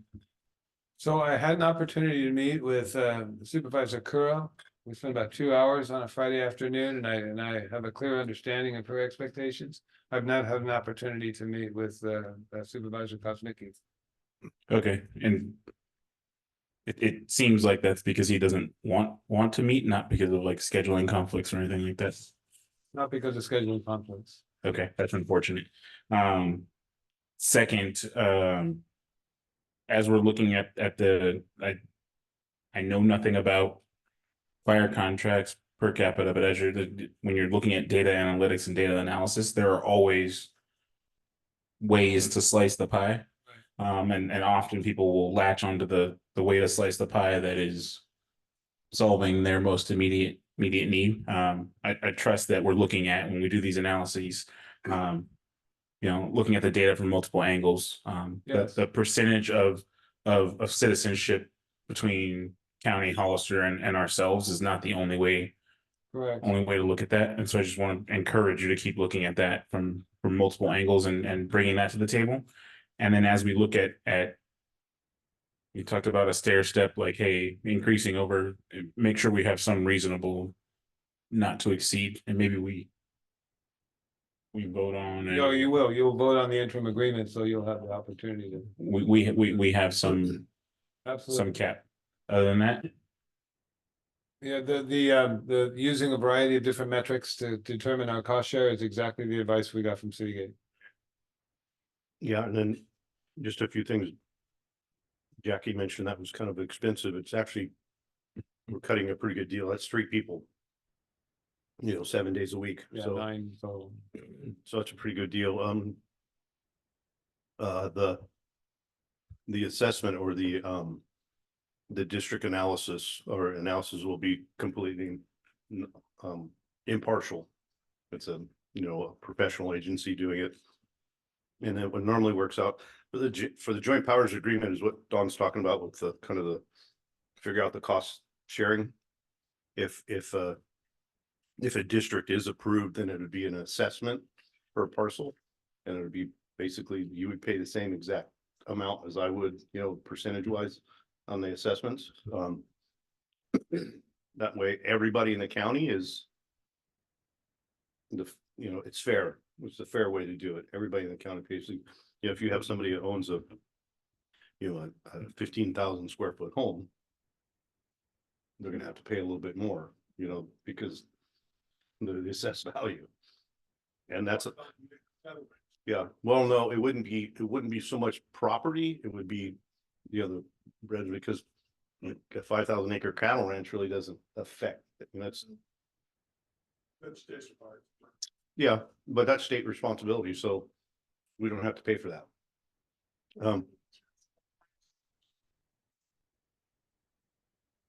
No, it would be, for example, if I'll just throw this out there, if they came out to saying we all pay 0.25% of our assessed value of our residents. So that means, of course, somebody with a huge home is going to pay a little bit more as opposed to somebody with a smaller home, but it's all the same increase percentage. Yeah. That's what the fire district I worked for, that's how they did it. And it works pretty well. It's pretty equitable. It's fair across the board. We need to get moving on this because, well, March is coming and we have a kind of a change in the county, and we need to get moving with this. And I'll answer your question. Our county supervisor for this area, he's the one making the most noise. He's the one that's hardest to work with. Possibly. They could be, and just to let all of y'all know that these are the same questions that Scott and I have been asking for What, 4 years? for the beginning of time. Yeah. And Don has been quintessential in these conversations. Yeah, we're not letting anything get by. That's the same concern that, I was talking about the COG thing is, every year somebody new's in. Well, we've had to, Yes. Leslie and I have had to bring at least 6 different people up to speed. So it's difficult, and some people just don't want to hear it. Yeah. Which is, even more difficult. Yeah. So we're changing bylaws for the fire district, for COG, for LAFCO to ensure that committee members retain. Can stay for a period of time so we can get their work done. It's just really tough, but I think all in all, everybody's in favor of it. It's nice to hear that the city manager and the fire chief are happy that we're doing our due diligence, and they're happy with that. We just hope the county does the same thing. He's a good dude. Yeah, so far, really sharp. Yeah, we like them. Very sharp. No, he doesn't want to lay firefighters off. That'd be his. We don't either. Yeah, we don't either. When's our 270? Okay, end? go to public comment. Okay. Come on up here, Prime Minister, bring your big package up here. I just want to ask one question, might be a stupid question, but No questions. how is the fire service paid for right now? The city's paying $260,000 for fire service. Are we being taxed on it? Is it an obligation by the city to provide the service? How is it being paid for right now? So we went through a list of mandates, especially on the county side, to see what's mandated at the county versus what's mandated at the city. We use our general fund, so it's our sales tax and our property taxes, and we use the same source for the sheriff. Can I ask a follow-up question to that? So right now, the city uses the general fund to pay the 260. But it seems like the fire service cost to the city is gonna be 500 or more. So will the city still pay that 260 and then we make up the rest, or new fire districts gonna tax us your example, 0.25%? We're gonna have to pay for it all. In the long run, we may have to look at a sales tax increase to help pay for our share of it. Well, if But it'll wind up as a partial tax. if so- it ends up a partial tax, then well, The city doesn't pay for it takes the city completely out of the fire business. Takes the city, the county, and the city of Hollister completely out of the fire district. And the district is run by a board. And they have their own, financial folks and their attorneys and all that stuff. So what we would be paying is that assessment. So yes, the whole, the whole county would pay would pay. So I guess what I'm trying to ask, maybe I'm not asking it right, is basically right now, the citizens really don't have to pay for fire service. It's an obligation for the city to provide that. If we create a fire district, then the total cost of fire service goes onto the citizens through property assessment tax, correct? Well, the citizens don't, you already do pay for fire protection by Well, your through the property tax. No, Your is property there- tax goes into the general fund. There is no fire district, specifically fire. True. No, there's not. We could use sales tax to pay for our library and we do, we can do. Right, so it comes out of the general fund, like you said. So when we do a fire district, it doesn't have to come out of general fund. It'll be totally on. Yeah, it'll be totally on. Right. So for example, one thing we're looking, we need to get a new engine, right? This engine's, it's timed out. The city of San Juan wouldn't be on the hook for, $1.3 million. It would be the district. Like Don said, and they're called tenders, not tankers. When they get when Hollister bought that, they bought that tender, and it was actually a big one. It was like a 3,500 gallon one. They kind of got stuck with the bill on that one because they're for providing fire protection in the unincorporated areas. If it was a district as a whole, that big pot, and what's normally paid for by that, the capital improvements and the capital fund is like the impact fees and stuff. The district would get, impact fees from commercial and build, and residential construction. Now, in a fire district, like you're saying, if the fire district as a whole has to buy new equipment, say just throw some numbers out, they gotta buy 10 engines. But San Juan only uses one. Are we still paying for the other 9? No, the district as a whole But we're is paying for it. But we're paying to that district. Well, what I think you missed was the impact fee.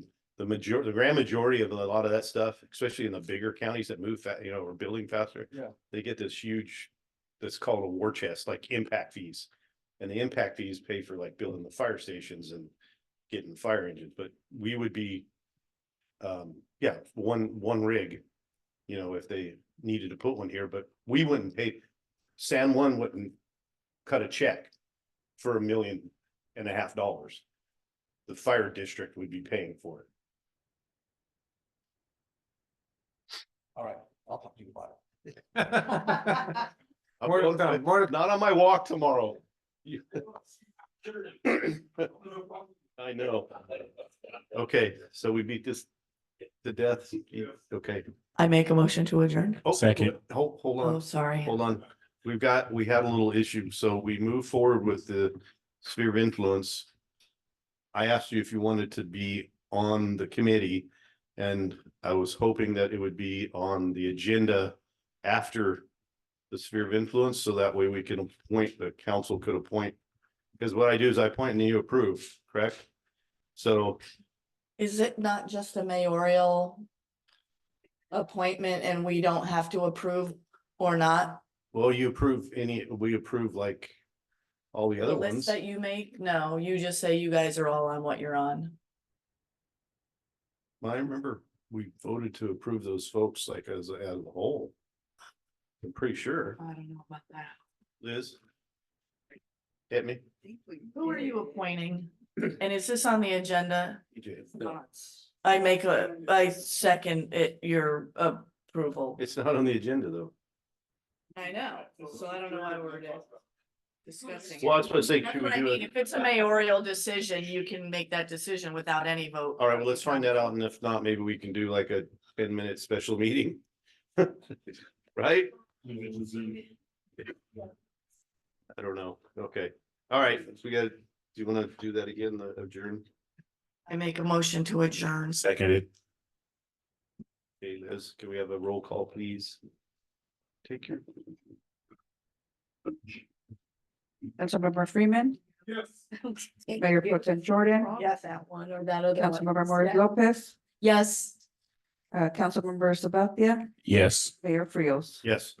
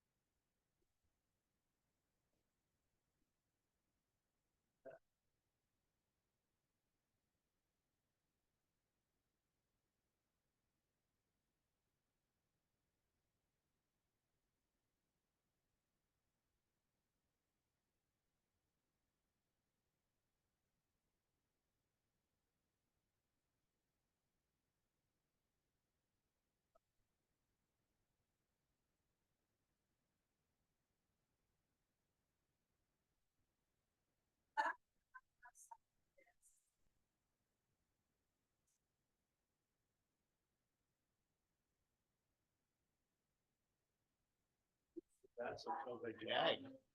All right, thank you. Thank you, Lynn. Thank you. Yeah, so. And then also, you're seeing